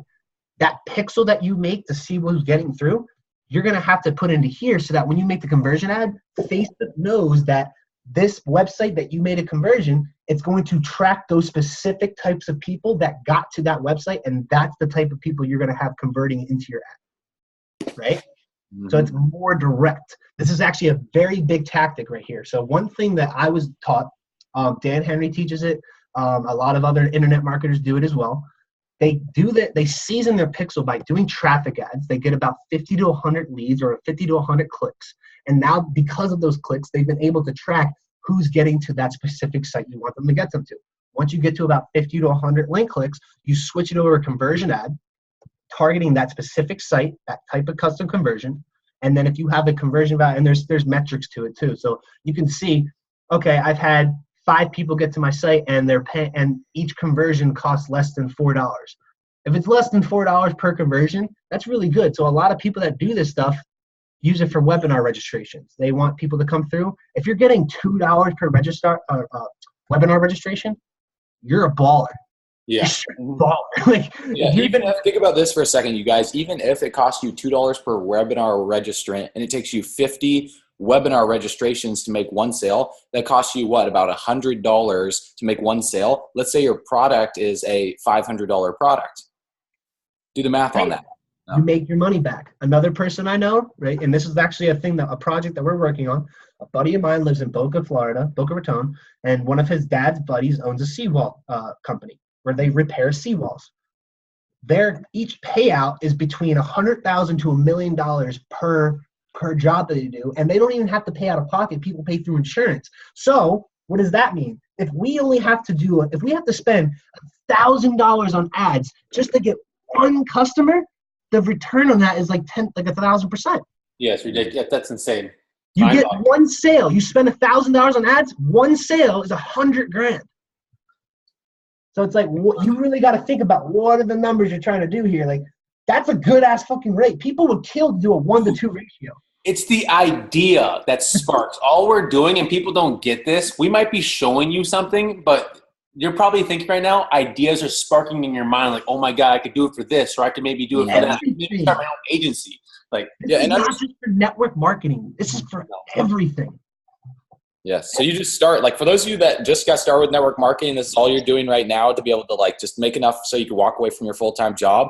You could do that, and then you could expand down the road. Think of yourself 5 years down the road of how many results you could be generating for other people through this, selling different products, doing like different things and offering different services to different business owners just by like understanding the numbers behind all of this stuff. So understand that it's like when you first start doing this, you're going to have to test and tweak some stuff here and there. You know, it's not like you're just going to create one ad and it's just going to go out there and crush it and make you 6 figures right off the bat. Happens sometimes, but it's not always very rare. Yeah. It's like, think about like for every like what, 10, what have you seen, Ryan? Like for every what, like 10 campaigns that you put out there, maybe like 2 of them like crush it or something? Or is it like, obviously the more experience you get, the more you can get to crush it?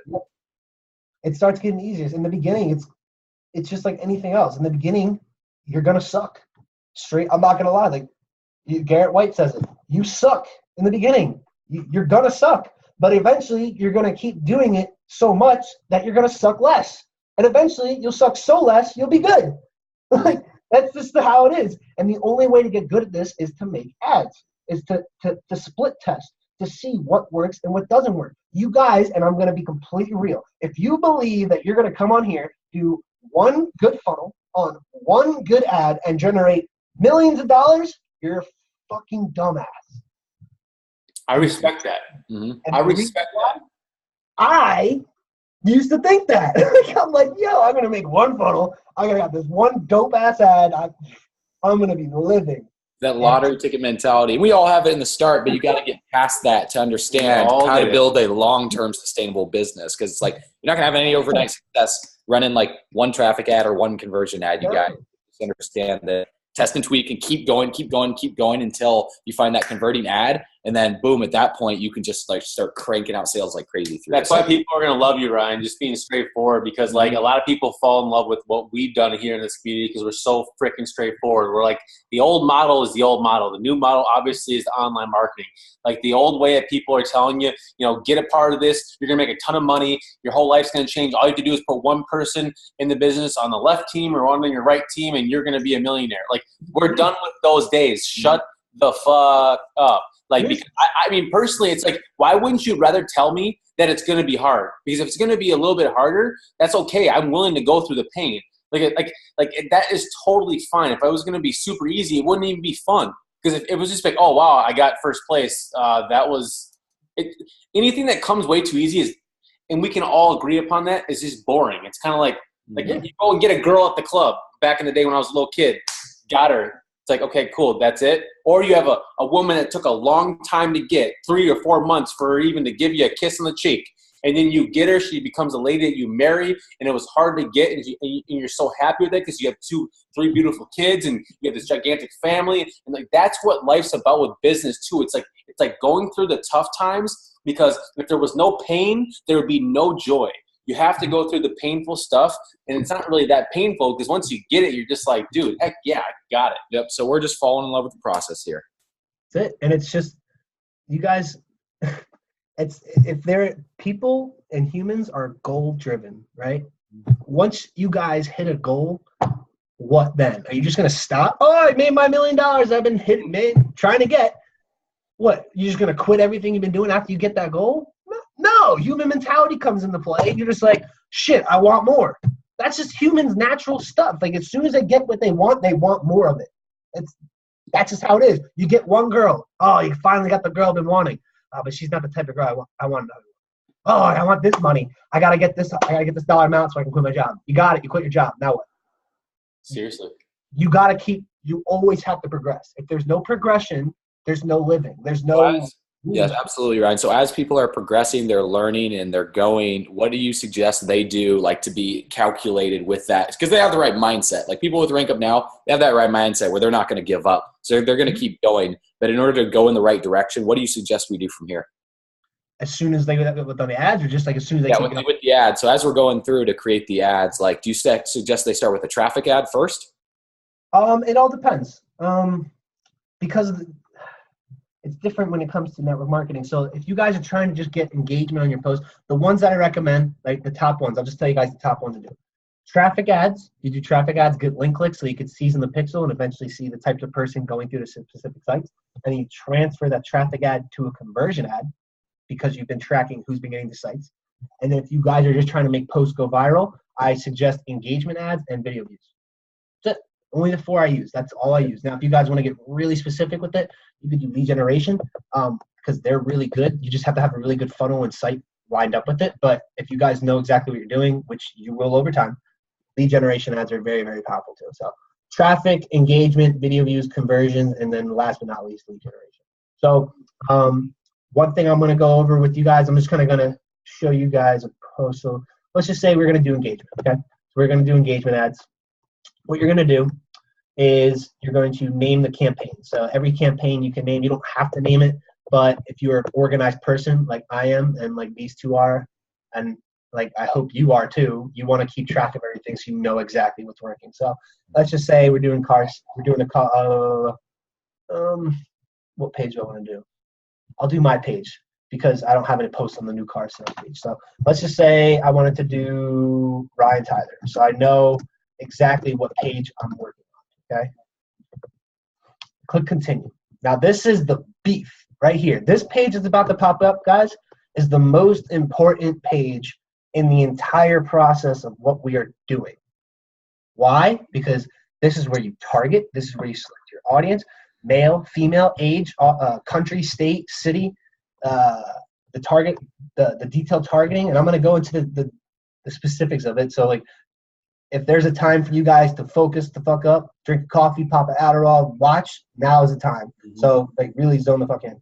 Placements, you can really talk about where you want to put the ads. You can see how much you want to spend each day, how much you want to spend overall. You could see, you could do manual bidding to start seeing if Facebook can give you specific leads over, and we're not going to do manual bidding. That's going to be and what type, where you want to get charged. So let's start at the top, right?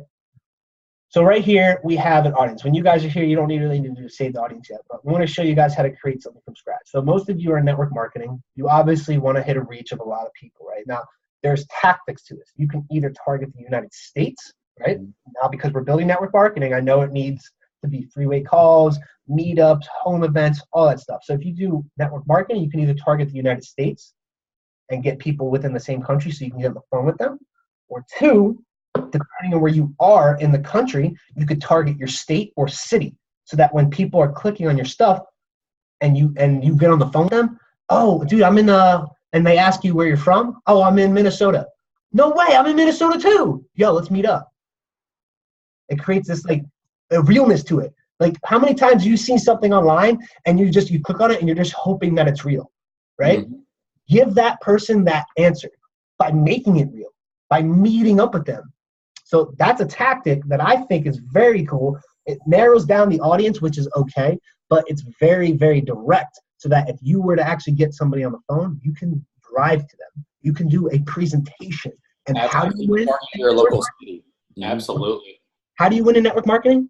You show the product. You show the presentation to as many people. Dude, that's so huge. Sorry to apologize to cut you off, but for those of you that still love the offline marketing aspect, the home events, you can run ads with the locations targeting people in your city and get them to come to a home event if you want through an ad that they see on their feed. Ready? Want to hear something even crazier? Imagine if you guys are having a big-ass event, a regional event, or a conference where you're going to have like 50 plus people there. You can run a little funnel getting somebody to come in to learn about this certain product or idea, and you can run a webinar, a registration for them to come through and have them show up to the event right there in your city. So you don't even have to meet them up in person. You see them there. They registered. They're there because of the funnel that you created. Automated prospecting. And you build from event to event. That's all everyone knows. I mean, I'm just telling you. It's genius. Right? So how do we do this, right? So we're in the United States, obviously. Some good shit. Mm-hmm. Dude, there's so much psychology on this shit. Wait until I get to the targeting. I'm going to get something to drink. I'll be right back. Wait till I get into the targeting. You guys are going to shit yourselves. So you ready? Game time. So we go into the United States. So let's just say, so I'm in Jacksonville, okay? So I want to grow a team here in Jacksonville, right? I want to grow a community of people here in my town. So if I do Jacksonville, Florida, look at that. And look what's going to happen. It's going to narrow it down to the exact city location. Now, you can either do Jacksonville straight up to 0 to 10. So it's going to be Jacksonville, and you can narrow it down to Jacksonville plus 10-mile radius, or Jacksonville, you could do an extra 50 miles so that you can get people maybe out of your state but are close to it. It's really up to you. So I like to keep it tight. I like to keep it in the same city so nobody's really trying to drive out of their way and be inconvenienced, but that's up to you. So let's just say I want to do Jacksonville plus 10 miles. Cool. Now I have a whole radius of people within this area that I can target and meet up with in person. Perfect. Now, here's a generalization. Now there's another 2 ways to do this. Depending on your company, your product, your service, whatever it is, if you guys know the exact age demographic and the type of gender that wants to buy your stuff, automatically just throw it in there, right? You can literally pick the ages of people that you want to see your ads. If you don't want to target 13-year-olds, don't target 13-year-olds. If you have a company that is or a product that is maybe targeted for maybe older men, let's just say like a male enhancement pill that I've sold on CPA stuff, well, who would I target? Let's try 35 or 36 to like 50. So I could target 35 to 50-year-old men who are having some trouble in the bedroom. Obviously. So it's good stuff. And I can target men. It narrows it down. So if I wanted to meet up with somebody, so I have a product that I think could help you and your wife, and you guys are going to have the greatest time. Something like that, you know? If you guys don't know the age, so there's a thing on how you start out. If you guys don't know anything about what you're promoting, the best way to do it, especially network marketing, the youngest you have to be is 18, right? You have to be 18 years old. And the oldest that you can be, I mean, obviously, depending on who you are. So me, I'm a picky person. I don't want to just enroll a 50-year-old. If I really want to build a team, I have a certain way of doing it. So me being me, I'm going to target like a younger demographic. So I would do like 18 to like 27, right? Somebody in that age group that I can personally relate with because I understand what they're going through, what they're doing in this world. Now, if you guys just don't care and you're just trying to get sales, obviously you can leave it to an open demographic. It doesn't really matter. Because the reason why I say it doesn't matter is because as you guys are running your ads, you're going to do the analytics and you're going to be able to see which age demographic is actually clicking on your ads, what gender they're in, so that you can specify and spend more money on the time and give it to the people that have been clicking on your stuff. They're clicking on it for a reason. That's because they're more interested. So if you're noticing that 18 to 24-year-olds are clicking on your ads but more than 25 to 30-year-olds, you probably should target just 18 to 24-year-olds. And so save yourself the money and the trouble of targeting older. Yeah, exactly. Save yourself the money. You don't need to be spending it on the people that aren't clicking. So save it and spend it on the people that are clicking. So you get more reach. Makes the videos viral, makes the post go viral, makes your product sell, all that stuff.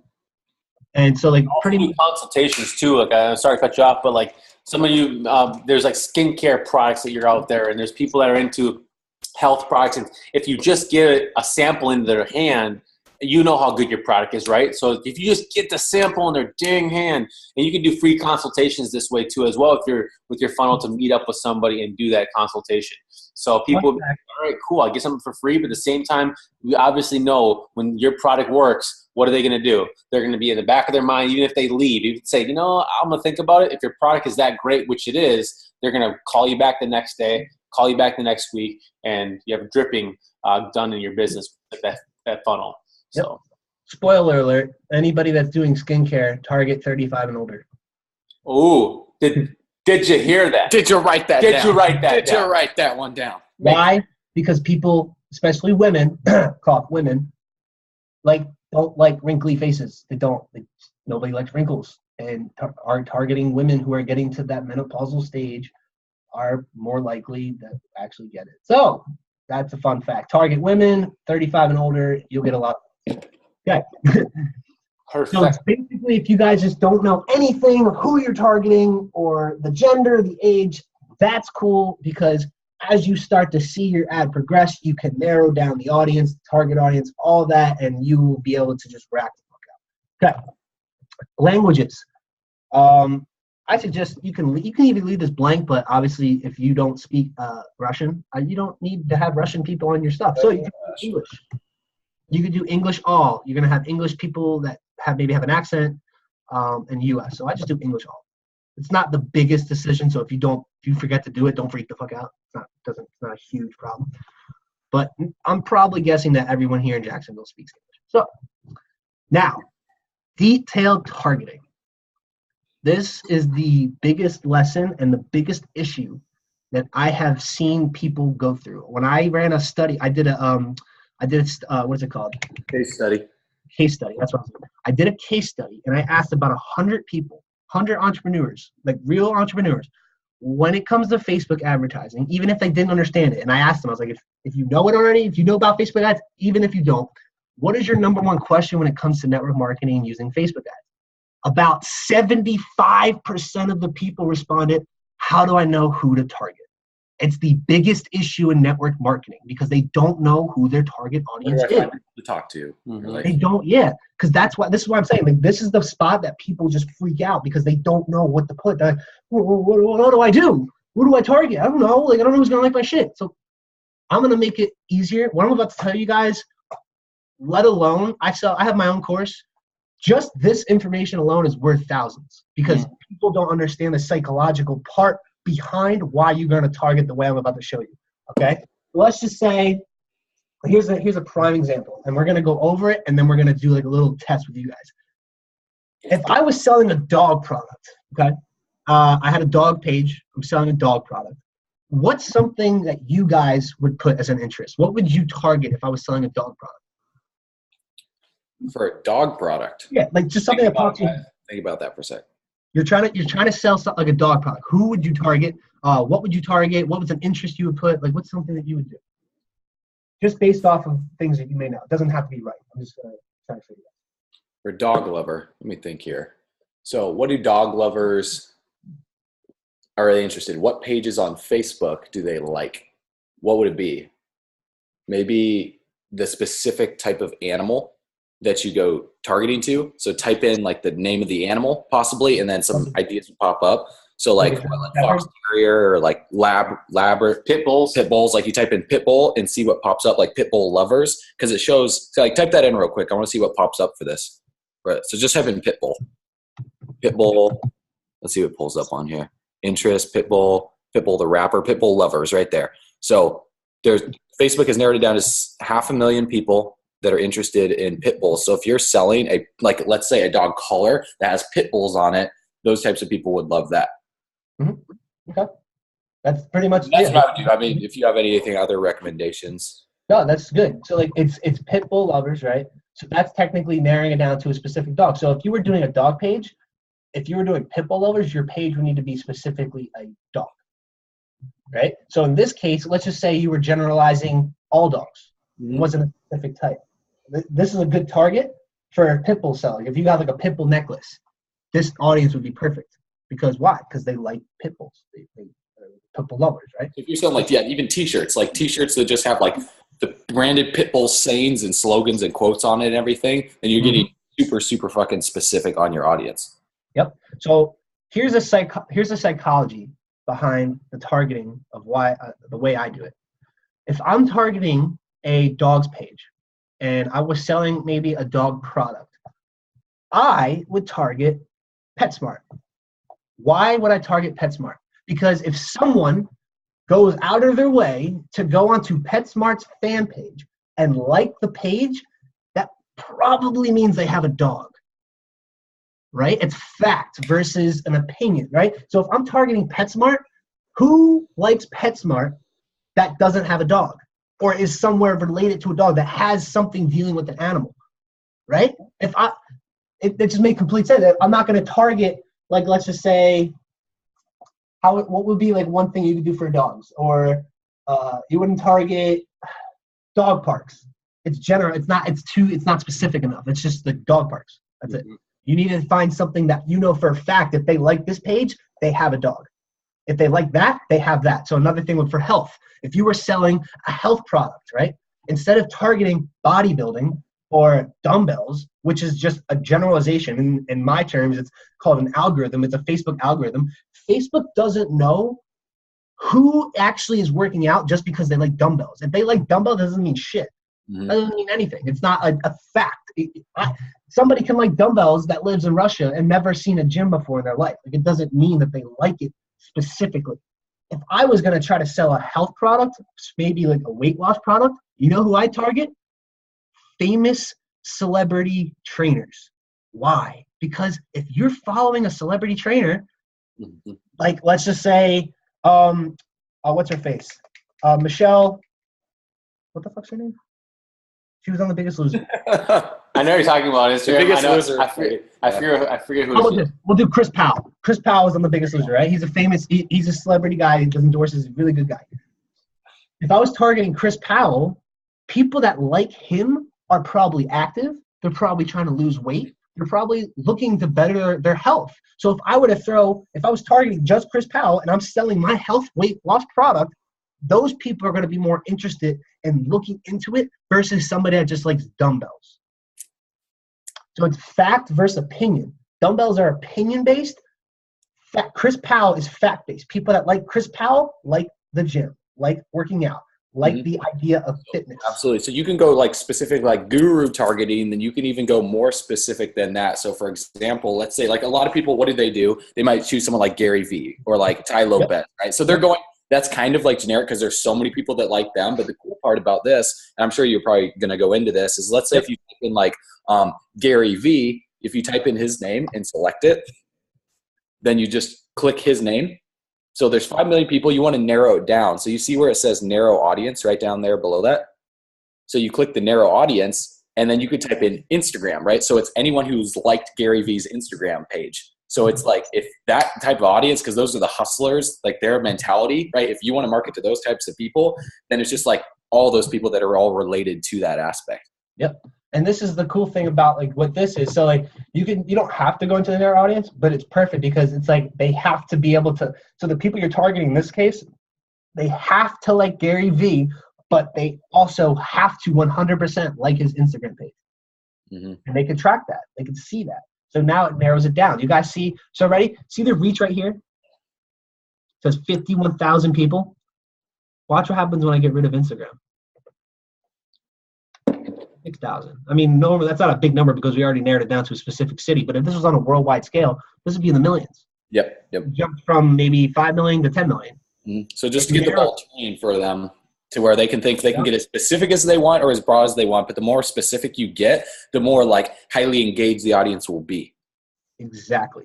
And that's how you guys got to do it. So really think about, and this is what I was saying earlier, what if you were selling a specific product, if you were selling travel, who would you target? Southwest Airlines, Virgin Mobile. You would target like actual airlines. Maybe you could target hotels. You can even target people that have been on a vacation like recently or just got back from vacation within like a week, a month, 2 weeks, like however long you want. So it's just like people that just got back and they want to go on another vacation. Yeah. You could do all that and Facebook can see that. You can even do it based off of salaries. You can target people that make $500,000 a year. Target people that make $20,000 a year. Like that's big. It doesn't matter. You can target anything you want. So like, see how we typed in Gary Vee here? Let's just say you only knew Gary Vee and you didn't know who else to target. You know what you would do? Click on suggestions and look what pops up. Perfect. They do the thinking for you. Grant Cardone, Tim Ferriss, all types of people relating to Gary Vee or that are in that specific niche. And probably almost all of you in this group know who some of these names are because they're all related. They're all the same thing. So that's what you can do. It really all depends on the industry that you're in, what you're selling. So if you're selling maybe an internet marketing product, you should probably target internet marketers. So like one person that I know who's really good at what she does, Amy Porterfield. And she right here. Amy Porterfield is an internet marketer. She's got over 1.2 million people on here. It's a very direct audience. So people that like Amy Porterfield probably like email marketing. They like Facebook ads. They like online shit. So let's say they choose Amy Porterfield. Now, how would they the audience choose the income. Like, let's say they like Amy Porterfield and they make anywhere from $30,000 to $50,000 per year. So you do 30,000. Okay, there we go. So you type in the number, then it auto pops up. Perfect. So it's pretty cool, and it's all demographics, so behavior. So like demographics, it's a little different where it looks at the financial, where it's like behaviors they can see. Okay, they based off of how much they spend or whatever they invest in, they probably make around this much. Demographics, it's like that's how much they know. Does that make sense? If that doesn't scare you enough to know that, you know, pretty much everyone, Like, basically, they know you. Facebook can know what time you go to bed, what time you take a pee. It's scary. You know, here's the thing about phones too. If Facebook does it, so does the phones.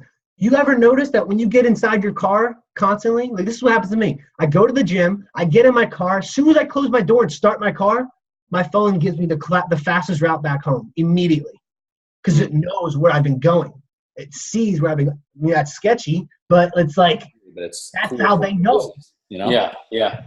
So like, it's even for people like us that are doing online marketing or learning the future before the future is the future. Because pretty soon there's going to be companies that are going to come out that they're going to have facial recognition, which this is being shot. Apple's going to come out with it probably soon. But, yeah, Apple X. Oh, they already have? That's how they open up their phone with Apple X. It's facial recognition. Oh, is that the new phone that's coming out? Yeah.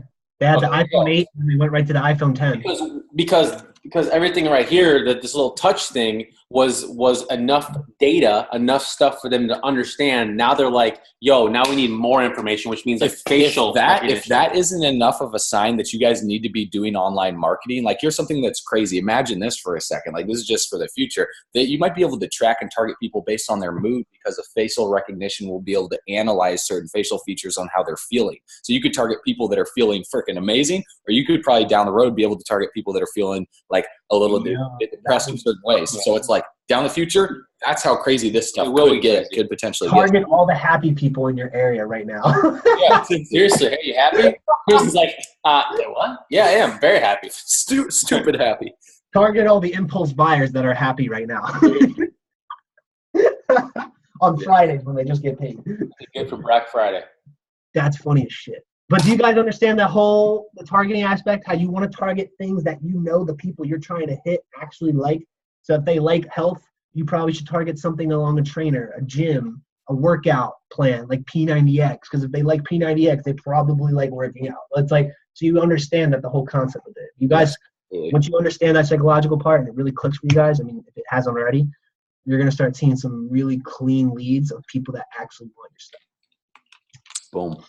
So, and you can narrow it down how we were talking before. You can click narrow audience, and then you can even, what's cool, I think, is you can even exclude people.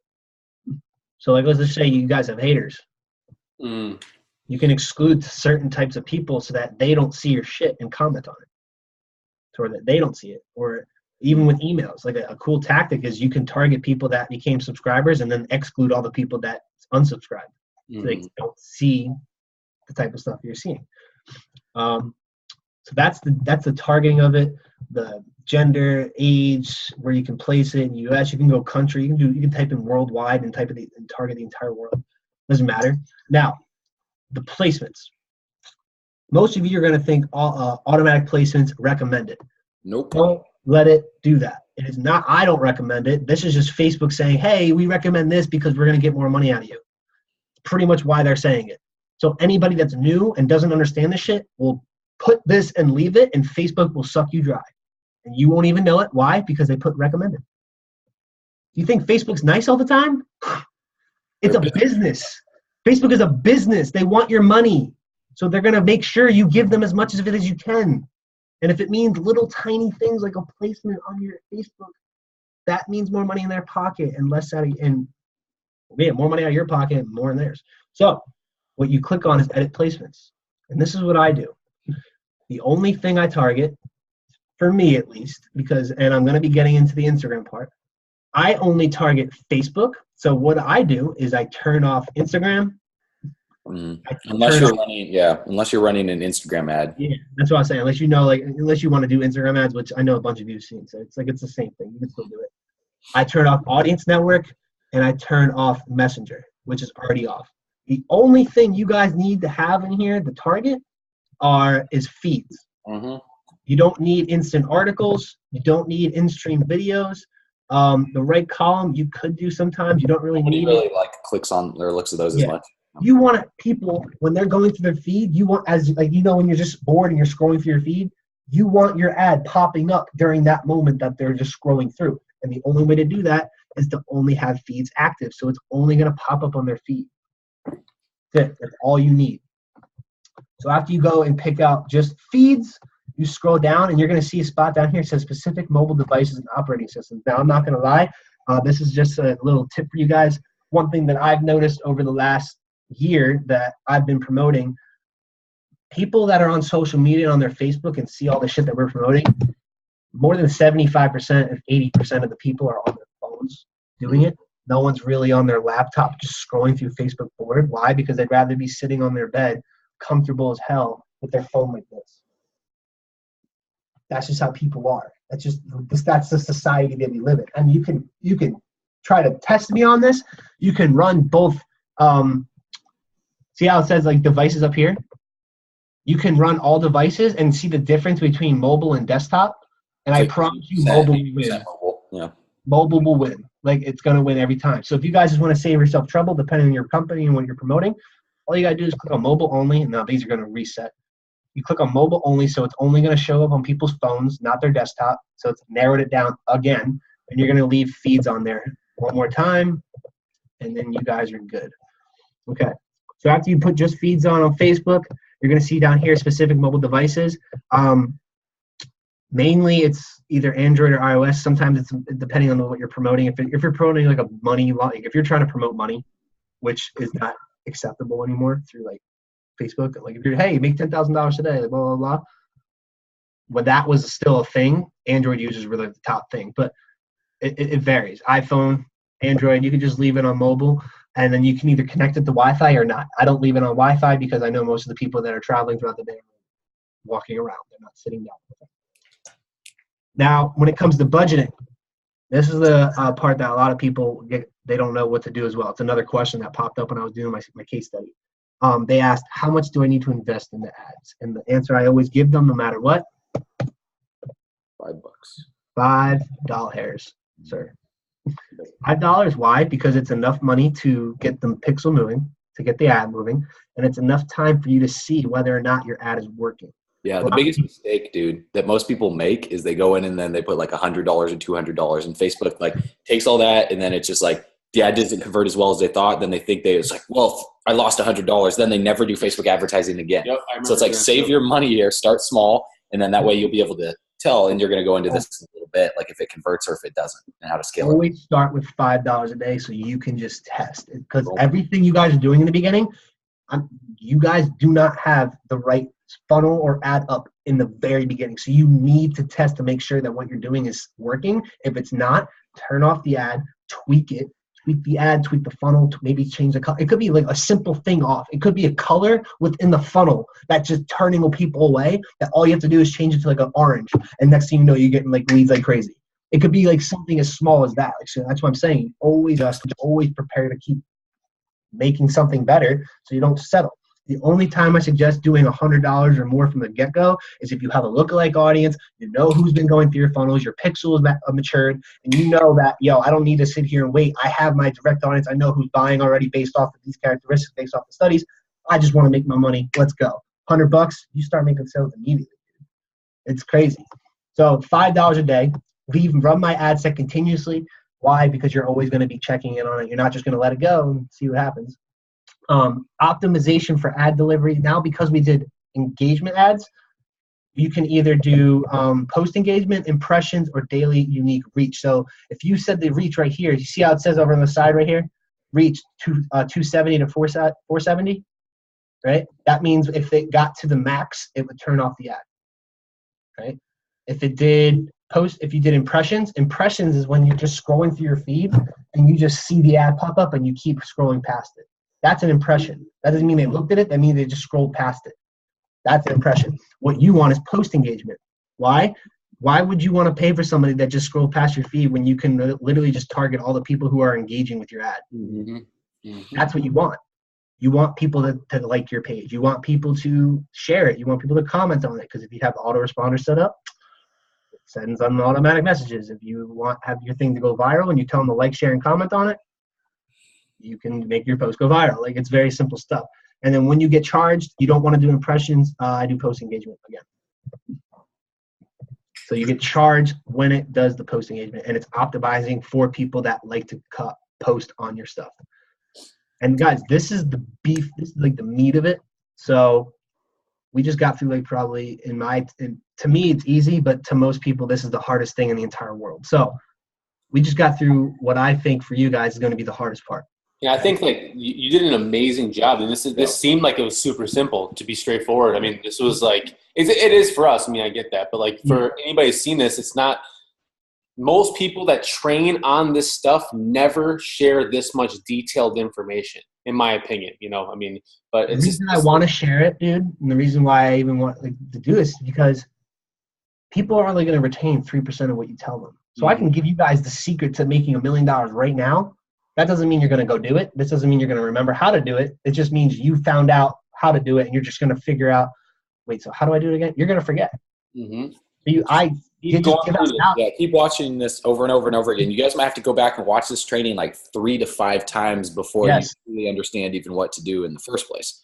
Yes, that's highly suggested. Listen to them, guys. Really watch this stuff, because it's not going to click the first time. It's not. You're going to understand. You're going to figure one thing out, and you're going to rewatch it, and you're like, I didn't see that part. Oh, now this makes sense. Now, because I got this many people to click, it's because I targeted that way. Oh, okay. You're going to have aha moments. That's all it is, aha moments. You know, I still have aha moments to this day. So just know you're in for a ride of learning some shit. You're going to go crazy. You're going to have excitement. You're going to have all these goals. Oh, my God, I can target these people. Oh, my God, I can just recruit a team, never have to leave my house. You're going to hear yourself fire. Jeez, exactly. Isn't that the funny thing? It's like back then we grew teams in the thousands, but now we can grow teams in the tens of thousands just like that. People just don't get it. Like, you're in network marketing, you might be a leader. Trust me when I tell you, you're going to be a leader, meaning like you'll be up on stages rocking the big chains and everything like that, and all the big rings and whatever they give you. If you just nail down it's powerful. Just think about it. Like, there's a lot of people within your company right now that are so known within the company that are only making like $8,000 per month, but then there's people applying this method that Ryan's teaching right now that are making $100,000 plus per month that nobody knows of because they're doing it behind the scenes. So it's like, what would you rather be? Do you want to do it for your ego's purposes of the recognition of all this like little income, or do you just want to be behind the scenes just making like 6 figures plus, travel in the world and just like having fun with it and running these automatic ads that are just crushing it for you? So it's, choice is yours. People don't even know what company we are a part of if we're a part of a company ever. Does that make sense? Mm-hmm. And same thing with Ryan. Yep. You don't need to know about what we're doing. Like, why do you? I want to be friends with you. Yeah, exactly. Tell us back in the day, like, just sort through the numbers. If they say no, keep going. Well, I truly actually trust that now, because the people are being sorted for me. I can know who's serious right from the start. I don't have to waste my time. Hey, Mom, Dad, do you have any friends that may want to be looking into it? All right, what's their numbers? Oh, I don't want to talk to them. They're so rude. You're just a mean person. Like, it gets stressful, and this is why people stop quitting. So, like, now the fact you have this opportunity to be able to reach out to people who actually want your product, it just makes it that much less stressful. And on top of that, you can quote me on this. I believe this is going to happen. Network marketing is still teaching the old ways of communicating and building, which is really good for personal development processes. You know, I made a video on this earlier talking about how it's helped me and how it's shaped me into the person I am today because of the way I'm able to socialize with people, body language, just how to interact. But they will, I promise you, companies are going to start arising, and they're going to start teaching their people how to do this. And I know we all talk about network marketing. It's not traditional advertising. It's a word of mouth. Well, I promise you, they're going to include Facebook advertising. They're going to include online advertising as a part to do this now. Yep. Runners and every single network marketing company has an online presence. Fact. Yep. Fact. They all have an online presence. If they don't, then they're just God. I don't even know who they are. Well, that's happening too right now with like companies like like a vacation club, WV. People know what that company is. That company is going behind the scenes right now, and you'll see the ads roll through. They're even advertising on top of the fact that their other people should be advertising, which is what they call their independent business owners. So they're making their own leads. Does Does that make sense? If they're already doing that themselves, why are you guys not doing it for your own business within that business? And the main reason why a lot of companies don't teach this stuff yet is because it gets too confusing sometimes for people to where it overwhelms them. But we understand that you guys, you're not the type of people that is going to let information overwhelm stop you from learning the necessary skills that it takes in order to succeed. Because as a business owner, as an independent business owner, if you're an affiliate of a company, the main thing that you need is more exposures. You expose and you close, right? So this is just a way to just massively increase your exposure through the roof, even if you've run through everyone that you currently know in your warm market. And don't get jacked out of your mind thinking you're going to be enrolling like 20 to 30 people a day and all that stuff. We have always told people, you want to make over 20 grand a month, all you have to do is get about 1 to 2 people a day. How hard was that? I mean, Ryan, like how hard would that be? Like for us to do in general back in the day, if we do one-on-ones and like home events and all this stuff, I'll think about it, or just doing it the way that we've done it now, obviously here online. And that's like a cakewalk, if that makes any sense. Yeah. You have qualified leads. You guys can be getting on phone calls all day. You can literally work from your home and just get on phone calls with people that are already ready to get started. And you all have to do is ask them the closing question. So you ready to do this? You ready to get started? Yep. Got any questions? You ready to get started? That's what we do here. That's what people don't get it. The online is the future. We might joke around about this sometimes with some of our videos, but like we're serious. Like Ryan, you're 100% right with this. 100% right. Boom. So let's keep it rolling, my man. That's good stuff. So one thing I forgot to mention is the reach. So most of you are going to look at the number. I showed you reach right here. I mean, this one says because of how narrowed down we put it. So if you did your town, obviously it's going to be very, very low. I'm not going to say actually because we did Amy Porterfield. Let me get rid of that. Let's just say you just wanted to target people in your town. You weren't really targeting a specific demographic, right? They got 940,000 people. That's pretty good, okay? That's a lot of people, but it's enough to do it. If you're looking for an audience, the range that I say is acceptable, if it's between that, if you can get under 1 million, that's good. But do not, I don't think you need to go that high because the numbers are just retarded. And don't freak out if you can't get it this low. The max is 2 to 3 million. Don't go higher than that. If you get something higher, that's okay. It's because you're generalizing. The reason why some of you may get like 5, 6 million is because your demographic is not narrowed down yet. You're still targeting 18 to 65 in both genders in the country.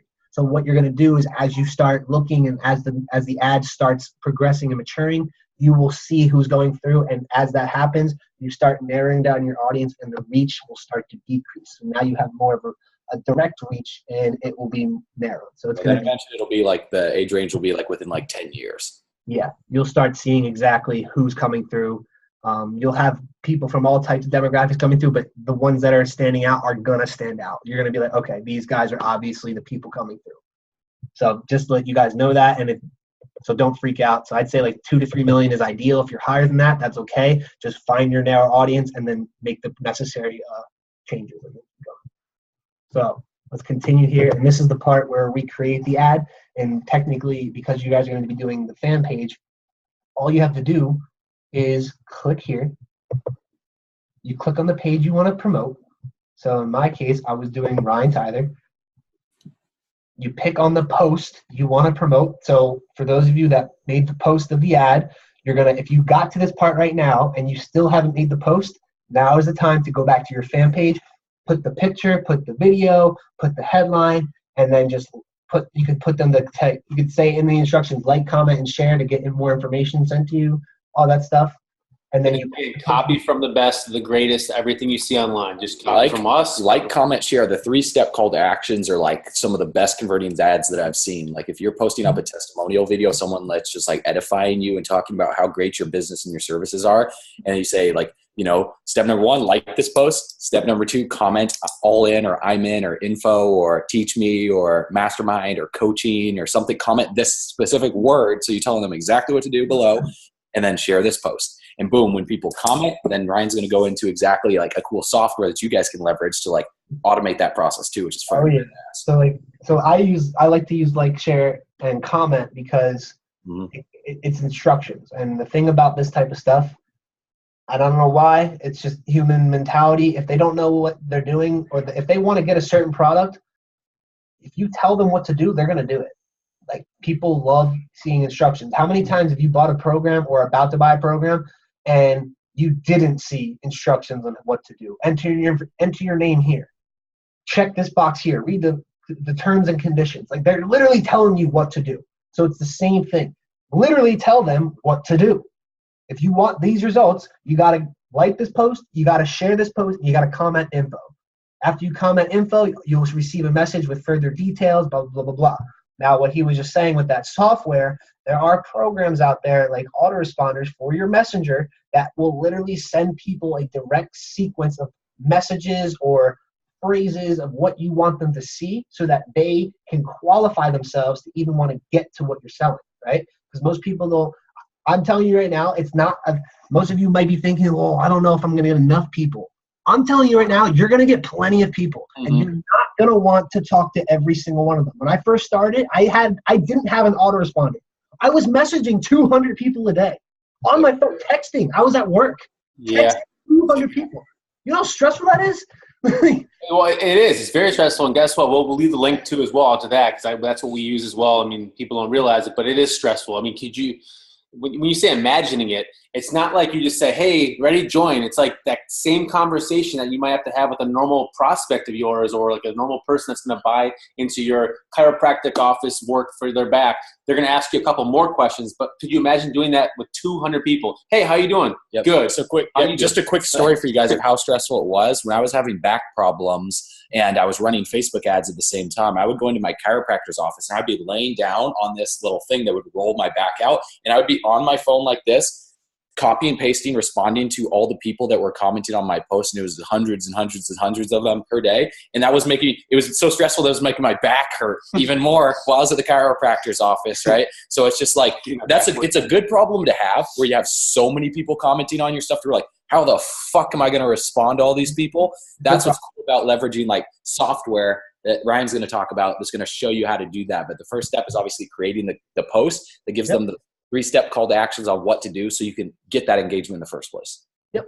So when you guys pick your posts, so for this instance, this is a recorded live that I did when I was recording for my course. So this is me actually recording from another laptop somewhere over here away from my course, and we just recorded on live and we shared it to my page. So pretty much whatever post you made, go on to select the page post, pick the post that you want to put. Yeah, it's actually going to be on the create new ad. You're going to use existing post, and you're going to track all conversions. So the pixel that you guys set up in the beginning and put on your pages and that everything's there, track it all. Obviously, you're not going to don't want to track it. You want to track everything. So you're going to click track. You don't need the parameters. That's extra stuff. And then pretty much that's it. Just whammy. But you just make sure that everything up to this point is spot on, perfect. It flows. There's no issues. The pixels are firing. The email sequences. You don't have to worry about emails yet, but like just everything flows in the beginning for someone to get the information you're trying to get. Now, let's just say you guys are doing a traffic ad, because not every time are you going to be able to do a fan post, because I know some people are going to want to do traffic links and all that stuff. You're going to be over here on the create new ad. And I'm just going to zoom through this. I'm not going to go into crazy detail. But pretty much you get to pick a single video, single image, video. You can do slideshow. Obviously you want to do the image or video. You pick the page. If you had an Instagram account, you can place it here. You don't need the full screen. So what you're going to do is you did a video. All you're going to do is click on here, and you're going to, your download section is going to pop up, and you're going to be able to just pick the video that you recorded from your phone, from your laptop, whatever, and you're going to place it in there. It's going to then do its little uploading process where it forms it into what needs to be done for a mobile, because you're doing it on mobile. Or you can do browse library, whatever you're doing. And then you get to the port here. So let's just say I was going to do an image. Okay, so I'm going to browse library. We can do stock images. I mean, I don't recommend stock images because of the fact that it's not recommended. If you guys are going to post anything, authentic. Yeah. Yes. If you guys are going to post pictures that aren't yours, do not, and I repeat, do not go to Google. It is illegal. You need to go to canva.com. Canva is free, and they give you HD quality. You go to Canva, pick your type of photo, use that as your ad if you want to, as the picture, and then do it. So don't use Google, use Canva. It's 100% of what I recommend to every single person. It's what I've been told from my mentors as well, is to use Canva. So let's just say blah, blah, blah, blah. This is here. So I did this something for one of my friends' company in VKU. It's loading. Watch this. It's going to pop up here. Look at that. All right. I got a big sexy man right there with the words, click here. Get my free 3 tips on how to become a more consistent and confident trader. So I was helping them. Notice how he's not talking about the company. Like if it's like Wealth Generators or IML or another Forex trading company, he doesn't put the company's name in it because then Facebook will shut down the ads account for that. Now, I must warn you guys, this is not a good picture to use in essence. This is just an example. Reason why, if you guys see over here, there's a yield sign. It's because I have words in my ad, okay? You don't want to have words in the ad. You want them to be in the description below or above. So not a picture, yeah. So yeah, so no words on the picture. So I guess I'll do a different one. I clicked on the wrong upload. I meant to do browse library. Let's just, all right. Here's one of the first ones I think I've ever did. I was running a women's page. It's Queens on the Rise right here. It's a bunch of women at an event, all taking a big ass selfie. Selfie! Look at us! There you go. So what you guys are going to see here is the text. See, it says text, call to action, parameters, all the stuff we looked at before. So the text is what's going to pop up above the ad. So come check out our free women's club where we talk about our skin issues. I don't know. Like that. And then it pops up right above. Right there. Right there. Right there. And that's how it shows. So that would be like the ad aspect. You could do the call to action down here. So what the call to action is, it's going to be the button that pops up right beneath the picture. And it's going to tell them pretty much what you want them to do. They want to learn more. They want to send a message. You want to shop now. Now, because we're doing the engagement ad, obviously there's not a lot of options. But if you were doing the traffic ad would allow you to put a headline, which pops up underneath. And that's going to be in big, bold, black letters. So it's going to pop out. So that's going to be like the headline of what you want to put in the ad. And the text is the overall description. So like you just talking about the product. I'm just in love with how this stuff works. Like your testimonial in essence. And then you pick the call to action. So let's just say learn more, right? So it's going to pop up on the bottom. And then you put in the website name. In this case, because it's the we're sending them to an offline site from Facebook, you're going to put the first page of your what is it? ClickFunnels. Couldn't think of the name for a second. So let's just say we were doing. Did this one pop up? All right. Let's just say, for instance, we were doing this funnel, right? Let's just say this was the first funnel of the sequence for time's sakes. You're going to paste that URL there. It may not work. You actually may have to mask it. You're going to have to mask it. Let's see if it works. Hold on. So one thing that I do recommend, yeah, we're going to have to do this. So let's see how it says it pops up learn more. So when they click on this button, it's going to take them to the site. I'm not sure how Facebook's policies are, especially with the ClickFunnels, but I know that if your domain takes them to a site that they don't think is credible or good enough, they can technically turn your ad off or not even run it. So what you can do to take that away, besides doing Facebook's policies in the funnel, is you mask the site. So you take that link that you just grabbed from your site here, and you can either go to Bitly or you can go to GoDaddy and actually purchase a name for like $1. Mm-hmm. Yeah, we taught that too as well. So you guys, forward your domain. Yeah, absolutely. So forward your domain or use Bitly for that. And the cool thing too is if you guys have a compliant, so we make sure to read Facebook's compliant like rules, right? So you know exactly what makes a capture page compliant. That way you can be like operating under their rules and still crushing it. Because if you don't operate within Facebook rules, they'll be quick to shut down your ad account. Maybe you're watching this right now and you've had an account shut down before. We've had plenty of ads accounts shut down because we didn't follow the rules. So it's like you got to play by Facebook rules if you want to advertise on their platform. That's why we talked about having your terms and conditions, your income disclosure, your privacy policy on your pages, not using like bold income claims, not using like network marketing in the description of your ad. So like Ryan, if you want to cover as well too, like as we continue through this, like the do's and don'ts of kind of like what they don't want to say on their ad too, to kind of like keep them safe and protect them so their ads don't get flagged as much or shut down completely. So a lot of things that Facebook has done, they have made some good changes, right? So first thing is I recommend every single one of you is getting in touch with your ad rep. Every one of you has an ad rep. All you have to do is reach out to Facebook's support team and ask, hey, I want to get in touch with my ad rep.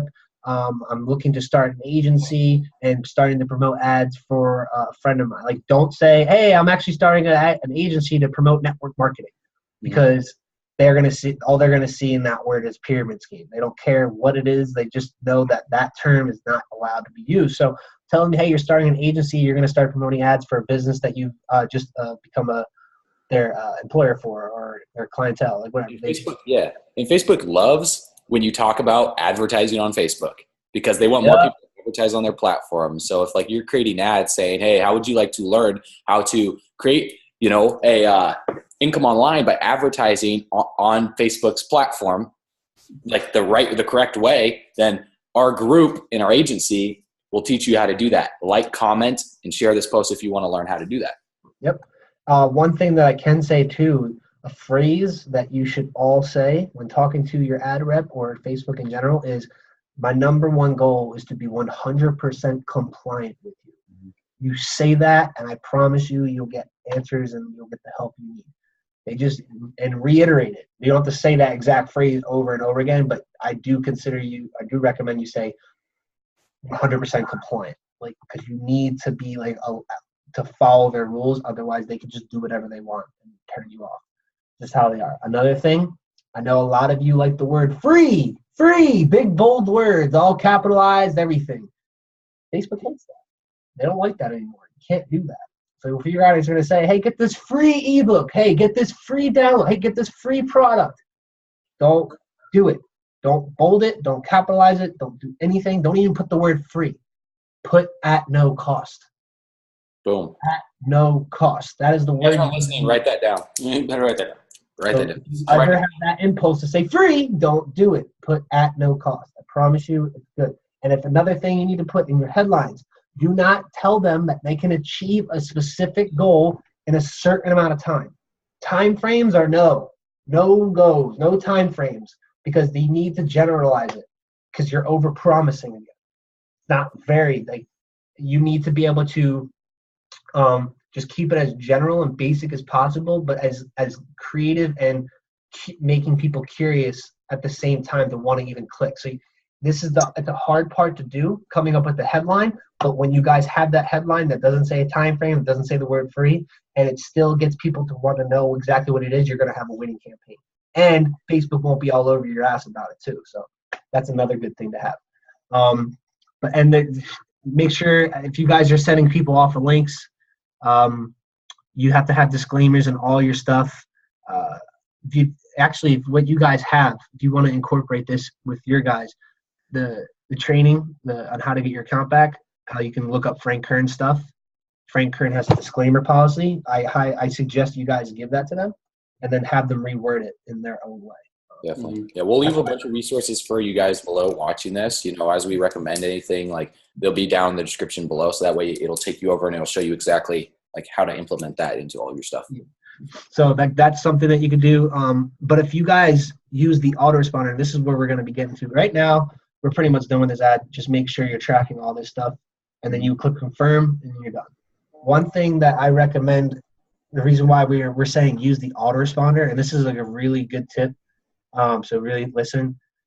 Facebook, and Nick said it earlier, Facebook hates when you take people off of Facebook. So yes, I understand traffic links do work, but traffic links also cost more than technically a video view or a post engagement. Why?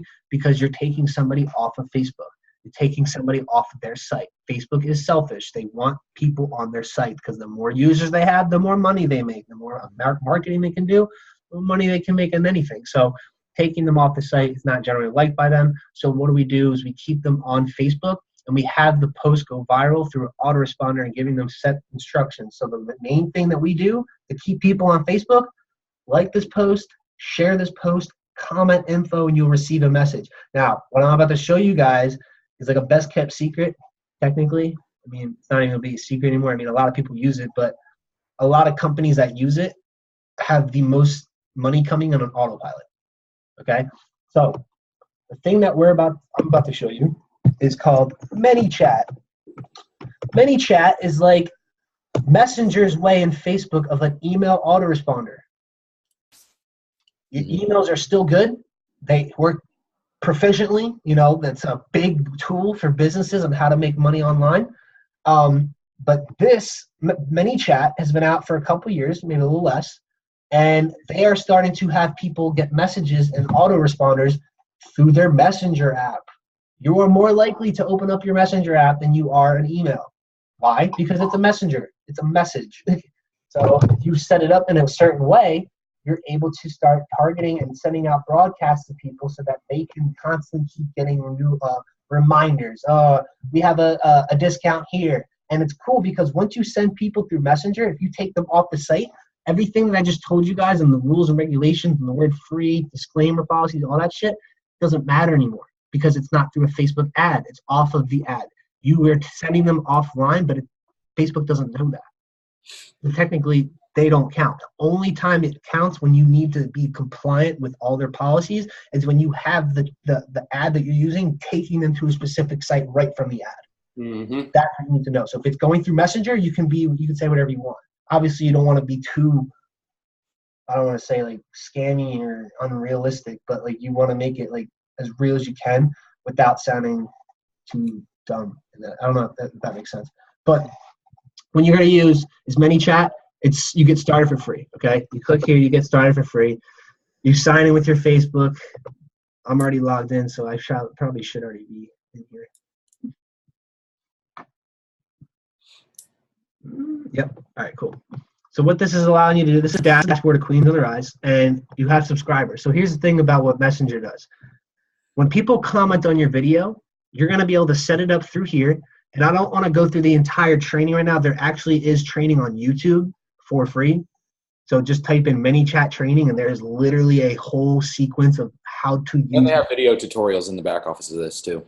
Oh, well, there you go. Perfect. So technically what this is going to allow you to do, it's going to allow you to send them a message after they've commented the specific words or word that you told them to say in the post, and it's going to send them a message, and it's going to have them go through a qualifying thing. So they have to click buttons, right? So one way to do that, let's say if I go to growth tools, actually let me go to automation. I think I set up one of these things. Did I have it set up? Live chat. No. Tools. Pretty much what they're going to have to do. Oh, it was that. I showed it. Live chat. So as soon as, like, here's an example I think I sent out like a while ago. They messaged me, right? First, after I sent them a message or whatever, they messaged me, and it automatically sends them a message, typically responds in one day. This is just a basic message. So technically, I didn't even send them anything. This is just what happens when they get involved. So let's just say, for instance, you customize the wording anyway. Yeah. So pretty much what happens is, let's just say that she didn't message me first, and I had a whole sequence here saying, all right, thanks for commenting on the video, blah, blah, blah, blah, blah. If you're looking to get more information, please click the button below to get more information or something like that. And what they're going to have to do is click the button that pops up on their phone, and it's going to make her say, talk to human. As soon as they click one button, they become a subscriber immediately. And as soon as they click that button, they're a subscriber. That means you can broadcast anything you want to them. Mm-hmm. As soon as they get that, as soon as they click one button, they are now in your. If you wanted to send out a broadcast to 1,000 people, 1,000 people's phones are going to go off. Bing, bing, ba-ding. They're all going to get notifications on their phone, and that's going to allow you to send out messages, broadcasts. If you guys have upcoming sales, if you have a deal, if you have something that is going to just get people to want to click on it and see it, you can do that. If you have a link that you want to send them to, a funnel perhaps, giving them more details on how to qualify something for a product so that you can get on a phone with them, you can do that. So the saying, it goes down in the DM, this is where it goes down, This right? is where it goes down. In the Facebook DM, you know. So to keep your account safe, we recommend having those engagement ads like you use. So that's why it's like it's crushing it completely because so engagement ads causes people to Mhm. it causes people to comment. And if they comment, that means they want information. And because they comment that you're So, a message.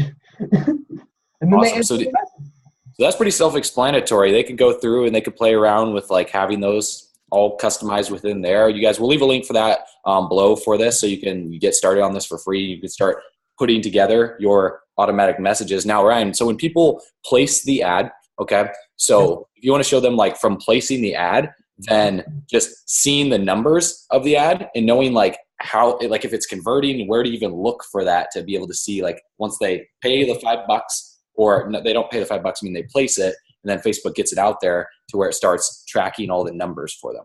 Yeah. 1 second. Let me see if I can get to it. I'm gonna have to go to my old. So you just want to see the analytics of how they. Yeah. From the point of like placing the ad. So you guys have already created the ad. We walked you through the whole process of like setting it all up. Yeah. All right. So ready? So these are all old videos, old ads. So I'm gonna go up here. I'm gonna click on the time span. I'm gonna click on lifetime. I'm gonna move your guys' face, and I'm gonna put this.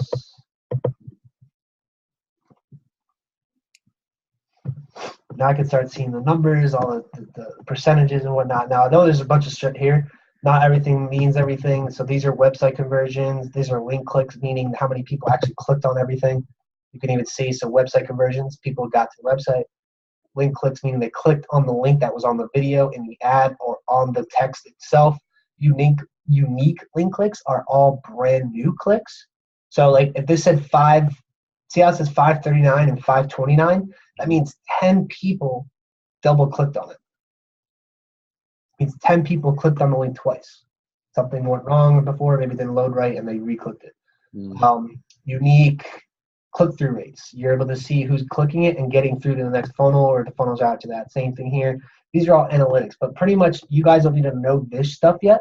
What I suggest, especially for the narrowing down of the targeting, what we're going to do is go to the breakdown section.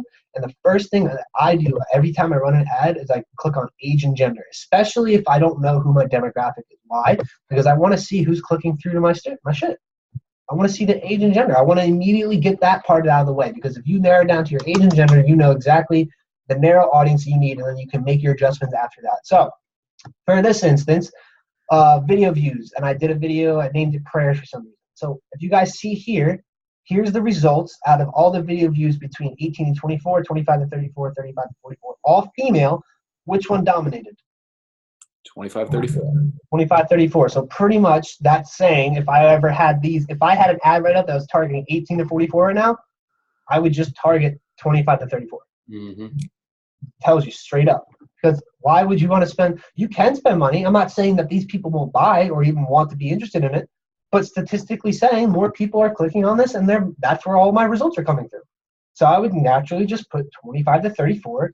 And because I already had the narrow audience down, because it was on the Queens on the Rise page, it was a female page, I targeted females, right? So if you guys were going through the issue and you had a page that was targeted towards men and women, it would say male, female, both age demographics. You just find out which one's doing the best and you narrow it from there. So that's a really cool way to do it. That's all you really have to, after you figure out that, then you go into your edit your ad set and you change the ages and the ages and the genders. So after breakdown, I like to see the placement and device. Actually, not placement, platform and device. Sorry. So platform meaning Facebook, iPhone. So obviously, hold on. Is it Facebook? Placement. Yeah, that's right. Okay.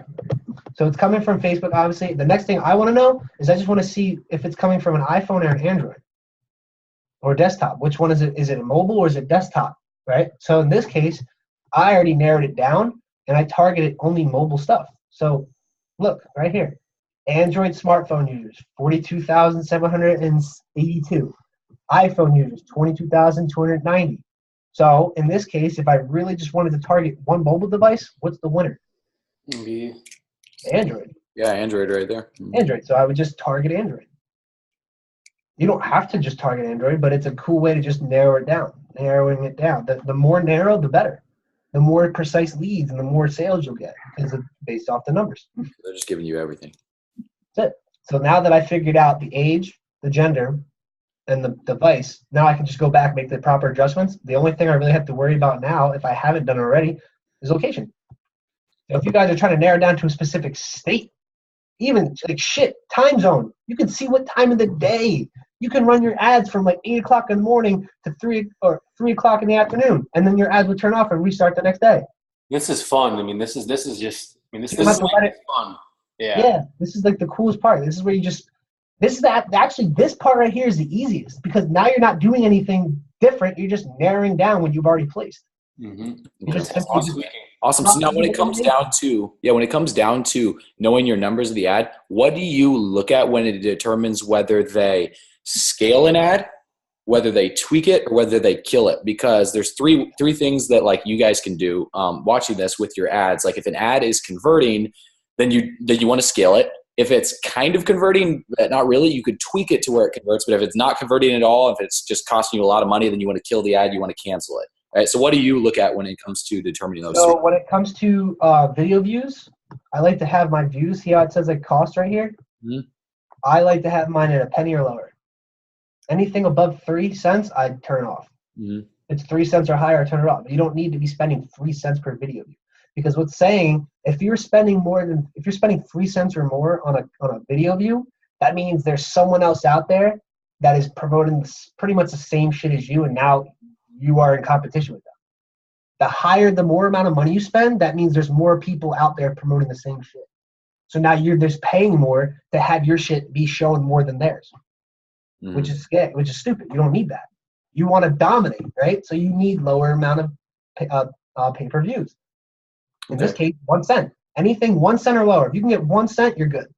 1 cent's perfect. Yeah, so if it's like 2 cents, if it's right around 2 cents, you guys could go in and like tweak it up a little bit, tweak your audience, and it might drop it down to 1 cent. So that's where like testing, tweaking comes into play. But it's over 3 cents. Yeah, like you said, just cut it off.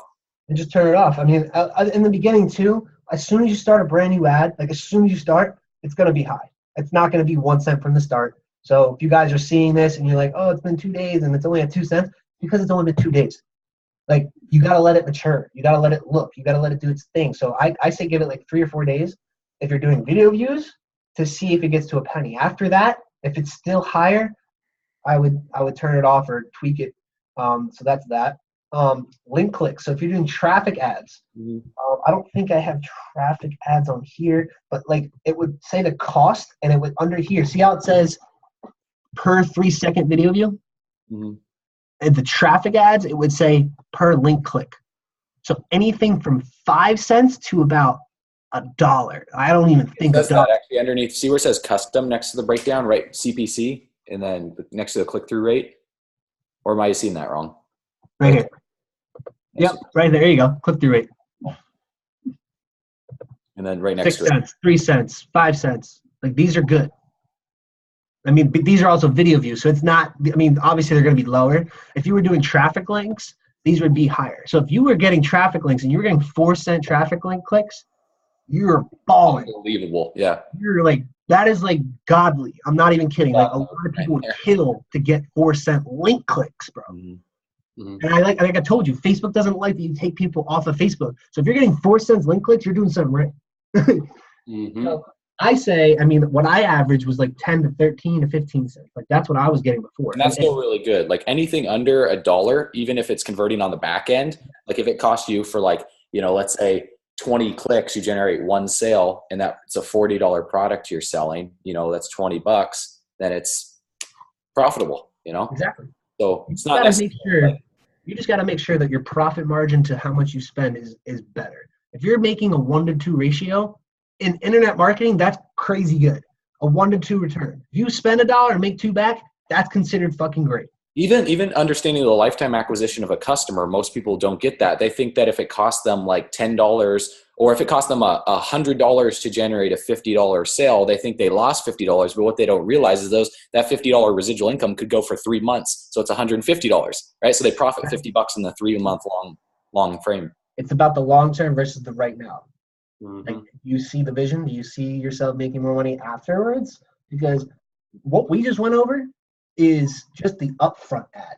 We didn't go over retargeting ads. This is just another level. Retargeting ads is pretty much where you make almost all the money. Because nobody, I'm not going to lie, nobody's going to really buy all your shit up front one time. Like, you're going to get sales. You get sales. Like, I'm not going to say you won't. Like, it's 100% possible. But typically, especially when it comes to network marketing and following up, why do they teach you following up in network marketing? Mm-hmm. There's a reason to follow up with people in network marketing, because they're not going to buy the first time around. So that's why retargeting ads is the thing that keeps popping up. Have you guys ever noticed when you're going through your feed, you keep seeing the same fucking ad over and over and over again? You're like, why do I keep seeing this? Because you probably clicked on it one time and your ass is retargeted until the day you die.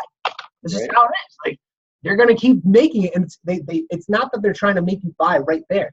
They're trying to put themselves into your subconscious mind so that when you see it, eventually you're just going to be like, all right, let's click it. Mm-hmm. Here in my garage. Yep. McDonald's does it. New stuff. Mm-hmm. It's the new They stuff. do it all the time. Food stores, you see it all the time. If you Google something, it's going to show up, and you're going to get retargeted on the thing you just searched. It's all coded. It's all, you can do all that stuff. Why do people hate Ty Lopez? Because they see his face every fucking day. Mm-hmm. But it doesn't matter if they hate you You're or like my garage. They hate him or love him, people still buy from him. That's it. He still made hundreds of millions of dollars because of how much people talk about him. Not because how much they hate him, because they talk about him. You got to give the guy respect because of how well known he is. That's it. LeBron James, one of the best basketball players apparently, has haters. Yet he's still one of the most famous basketball players today. It doesn't matter. And he still makes millions and millions of dollars. You can hate it or like, doesn't matter. If you're talked about, that's the goal. So if you can get people to get retargeted, you're good. So the stat was a CPC. So anything under $1 really, idealistic. If you get under 10 cents, you're balling. If you get like 50 cents, you're still good. 80 cents, you're still good. Just try to keep it under $1. You don't need to be paying $2, $3. I don't think I've ever had to pay $2 ever. Anything above $1 for a link click. So I've never had that issue. So that's that. And then conversion ads. Right? When you guys are doing conversion, or actually we'll go to post engagement. Post engagement, I average on 1 to 5 cents. 1 to 5 cents is good. Anything higher than that, something's wrong. Because I've seen good results off of 5 cents clicks, 5 cent post engagements. So like if people are liking and sharing and commenting your stuff, I mean, the more they do it, obviously the less payout you have to do, but if it's very minimal, because the target audience is so specific, that technically it could range higher than that. But I've never been over 5 cents. I normally average like 2 cents. 2 cents is really good for engagement. And then finally, conversion ads. Conversion ads are the beef and beans of it. If you guys are, and a lot of people see it, conversion ads are actually the scariest numbers because of how direct it is. Because you set up the custom conversion pixel and you are targeting specific characteristics of people that are getting specific sites, technically you are going to be being paid. You're going to be paying out more because it's so specific on the characteristics of the exact people that got into your site. So you might potentially in the beginning see $10 per conversion, $16 per conversion, which is a lot. Good conversion value, from what I was taught, is under $4. 5 is pushing it. Under 4 is good.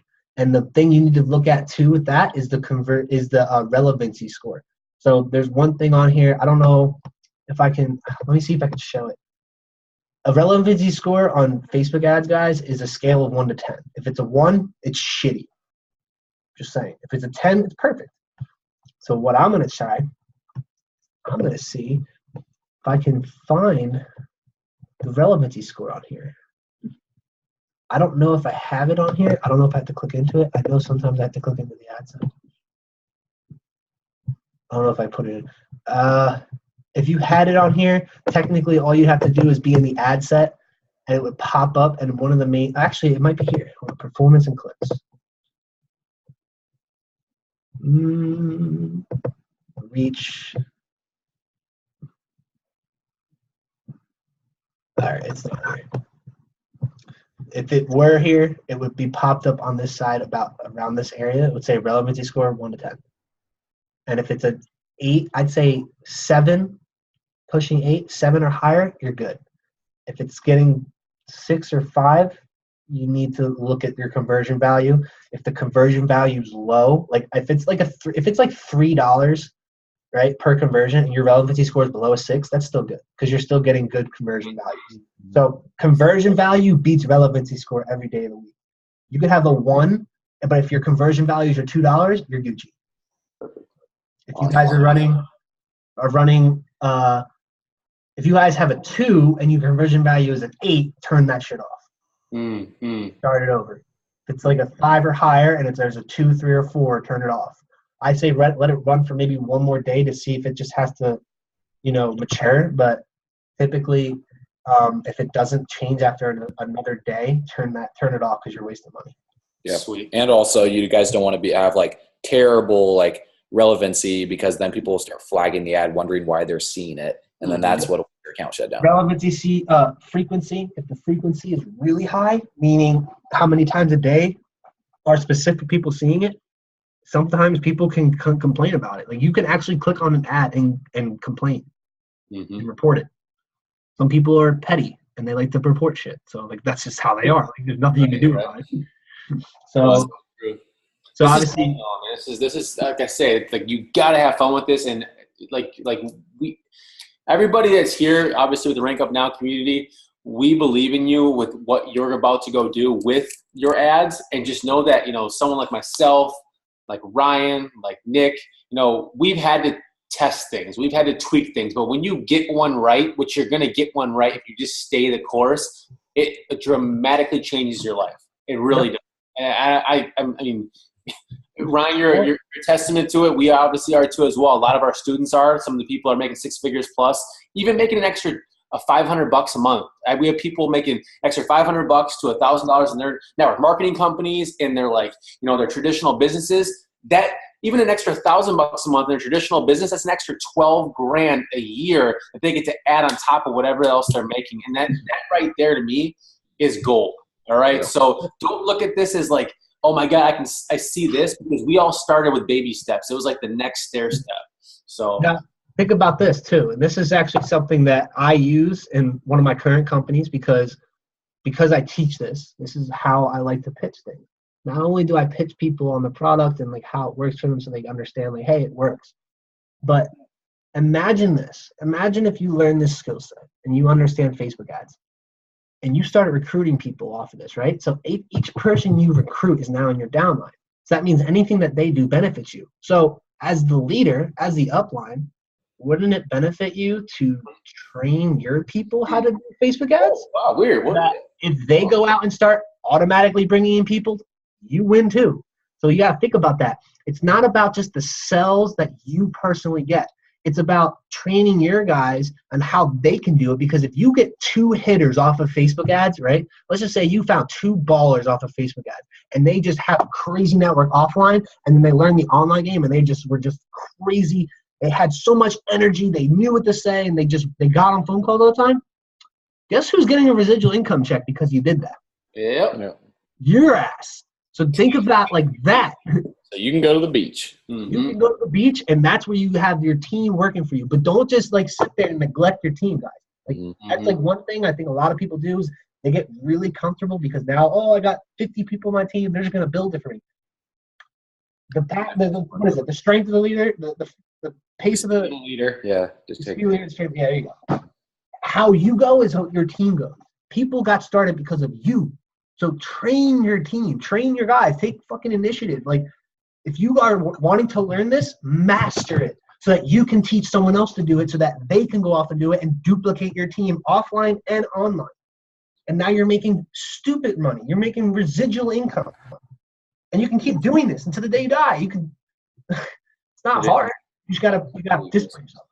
Absolutely, guys. So, hey, we appreciate you, Ryan, for sharing all this amazing information with the Rank Up Now community. You guys, watch this over and over and over and over again until literally you are an ads cranking machine. Like you're just sleeping, dreaming of Facebook pixels dancing in your head. You got people coming into your business through this method. It's going to take practice, right? But perfect practice makes progress, and progress makes residual income for you. So with that being said, you guys, we appreciate every single one of you. Ryan, you're the man. With that being said, connect with Ryan on social media, you guys. Add him on Facebook. Get plugged in with him, and just stay plugged in with the community as well. But I mean, with that being said, you guys, Ryan, if you have anything else left for them, if not, we'll close it out. Yeah, just guys, follow me on social media, Ryan Tyther, and stay connected with these guys. They know what they're doing, and really just get involved. Ask questions, and always strive for something better. Don't ever settle, and just keep pushing. I'm telling you, the moment you settle on this stuff, it's the moment. It's like how you do anything is how you do everything. So if the moment you chill, that's how you are. Don't chill. Keep pushing until you figure it out, and watch the breakthroughs you have. So. Let's go, baby. So be the one, get it done. We will see you guys in the next module, the next video. And we'll also see you on the beaches of the world. Peace out, guys. Take it easy.